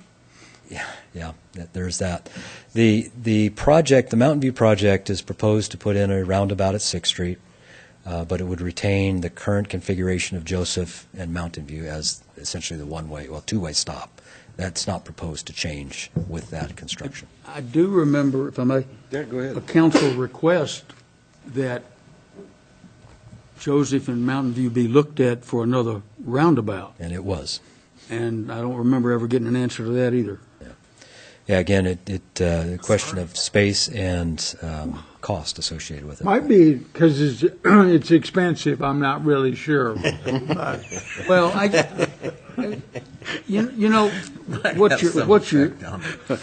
what you need to realize is if you do this, if you move the Mountain View money to A Street, you may get that 4 blocks and that intersection done. But if you read the memo from whoever Jerry is at LTAC, it's an interesting memo. It says maybe it gets reinserted in 21 or 22. It doesn't say it should get inserted in 21, 22. And then he goes ahead and says, I don't think it will lose 10 or 15 years. That's peculiar phraseology. I don't think it was really totally intentional, but it seems to be more in the back of his mind that, in my opinion, could happen. I think the council, if they agree with the staff's proposal to move Mountain View money to A Street, realize that don't do it believing, well, Mountain View will just get done in 21 or 22. We may be having it sitting there for 10 That's not plus how this years. reads. You're just feeling ornery. I don't think that's true. I just think he's just saying, it's not going to be as long in the pipe as the other one was. Merry Christmas. I just think they were having a chat. Okay. That's my take. Okay. If I may, the precursor that probably prompted that particular response was Kevin's inquiry about, is it a 5, 10, or 15-year delay Right. if we do this? And his response back was that, no, I don't think it's anything that long, 2-3 years potentially. And again, he can't promise because it depends on the program and the Well, funding. there's no guarantees on No guarantees. grant monies or any of these things. Everybody knows that the United States is almost $20 trillion in debt, and so grants are going to be tough to come by, whether national or state. It's just the way it's going to be in the future. So Well, who I'd knows? like to bring up what Walter was talking about. So, and Art said the same thing. And I know we can't fix Mountain View. So I'd like to move to accept option 2, and I want to continue to have conversations about Mountain View. Is that a motion? That was You motion. just made a motion? Okay, Catherine made a motion to accept the staff's proposal. And Dan seconded it. No, it was to accept option 2. Option 2, Right. which was To build A Street. build A Street, which was, okay, very good. Option 2, seconded by Dan. Everybody clear? We got that over there? John, we'll start with you. Aye. Aye. Aye. Reluctantly, aye. Aye. No. Okay, we got 5 for, and 1 against. It will pass, and so we'll move on. Your Honor, if I may, would it be all right to ask Les, what's the next step in putting this back on LTAC's priority list? Mountain View. Do we have to make a new application? No additional applications are required. It's already in the program. It's already selected as a project. Okay. It just, instead of having a dedicated program year for construction like it does now, it goes into project development, along with those other projects that are there, awaiting the funding to then be assigned to it as it becomes available. Okay, thank you. Just wanted some clarification to the process. Okay, thank you, Les. We will move on to item number 7. That is the meeting scheduled due to President's Day. Gary, that is yours. Excuse me? Item number 7 is yours. Oh. I know it's getting late at night. We're all a little bit rummy, folks, so. Nonsense. Rubbish. You know? It's just because we had a planning and zoning thing. Tonight's been one of those nights for all of us, a little bit. Sorry, Your Honor, I was taken aback there. I forgot there was that last thing we had to do. We have a council meeting, of course, regularly set for the first and third Mondays of the month. The third Monday of February will be the President's Day federal holiday, so our regularly scheduled council meeting would be delayed until Tuesday. That's provided by ordinance, and I merely address you just to give notice to the council and the staff or the public that that's what will occur. Is there a city university breakfast Wednesday? Of this month? Yeah. Of this week? Of this week. Then the first Wednesday of the month. Yeah, the 3rd. I believe so. Yeah, the 3rd. Just checking. Hadn't seen anything. So is this my report? Hadn't seen any notices. Yeah, there was one. Yeah, Lori sent one out a week ago. Well, let's get this done first. Okay. Because we'll talk about reports in a minute, but Do we need a motion to? No, there's no motion, just approval. Everybody in favor of this? Thank you. I think we'll move on with that. With that being said, we're at the end of our meeting, and it's late tonight, but I would ask for quick reports. I have no idea if I've got anything. How about you? We'll start with you, Art. Nope. Anything you wanna talk Sustainable about? environment got washed out by the last federal holiday when council happened at the same time. Okay. P&Z met. They have a new member, Dennis Wilson, and they were looking through relevant criteria for subdivision plats. It was really interesting. We talked all about like the cool stuff that was happening with Caldwell and Sun Valley. I thought it was really good. And then we talked about residential rental units and off-street parking, the whole parking thing. That was really good. And Mike Ray did a great, super informative presentation. And then the Historic Preservation Commission met. They're 9 members. They have 3 vacancies, and they're looking for members on historic preservation. And there was no quorum, so they couldn't accept their minutes. But there was a great presentation done by Jenny Kostoff on the 1912 Center Monument sign there. And there was a presentation done by Anita Zanita on the bike shelter. That was good. And then they talked about moving the Orchid Awards to a different time of year. Okay. Walter. I have nothing. Okay. Jim. Clearwater RC&D did not meet this last month due to lack of quorum, so that's put off till next month. I did meet with Christine Fry, who's the executive director of CEDA. I'm on that board now and got kind of up to speed on their projects and whatnot, so I'll look forward to reporting on that in the future. Dan. Parks and Rec Commission basically took care of their, beginning of the year housekeeping issues, but the biggest things I think are park design workshops for Lola Clyde and Milton Arthur parks. So we look forward to seeing those in the near future, what they're going to come up with for those parks that we can't afford. I have nothing. Okay. Well, I'll make a comment. A lot of us were down at AIC this past week in Boise. Walter, Art, myself, Jim, and John, as well as a bunch of city staff. And we talked to our local legislators as well as our statewide legislators on a bunch of topics. And it's going to be an interesting session to see what does or does not happen in the next 5 or 6 weeks. With that, Gary, I'll turn it over to you, and you can talk to the guys about the breakfast. Thank you, Your Honor. Yes, the University of Idaho sent out their notice. It is at the Quiet Room in the Walls Complex at 7 o'clock on Wednesday the 3rd. So looking forward to seeing people there. Just wanted to make a couple comments about in Boise. I want to thank the council members and the mayor who attended, I think, going to the AIC and being visible to the legislators really helps out when it comes time to lobbying for changes to legislation that would be potentially hurtful for the city of Moscow. So I know it seems like not a lot of headway is made, but I think just getting in front of them and offering our assistance when they need it just helps a lot. And on behalf of the AIC and certainly by the Redevelopment Association, I want to thank the council for taking the time to go down there. That I would entertain a motion to adjourn. Consider yourself entertained. I'd second that entertainment. All in favor, say aye. Aye. Opposed? This meeting is done at 10:12, folks. Thank you very much.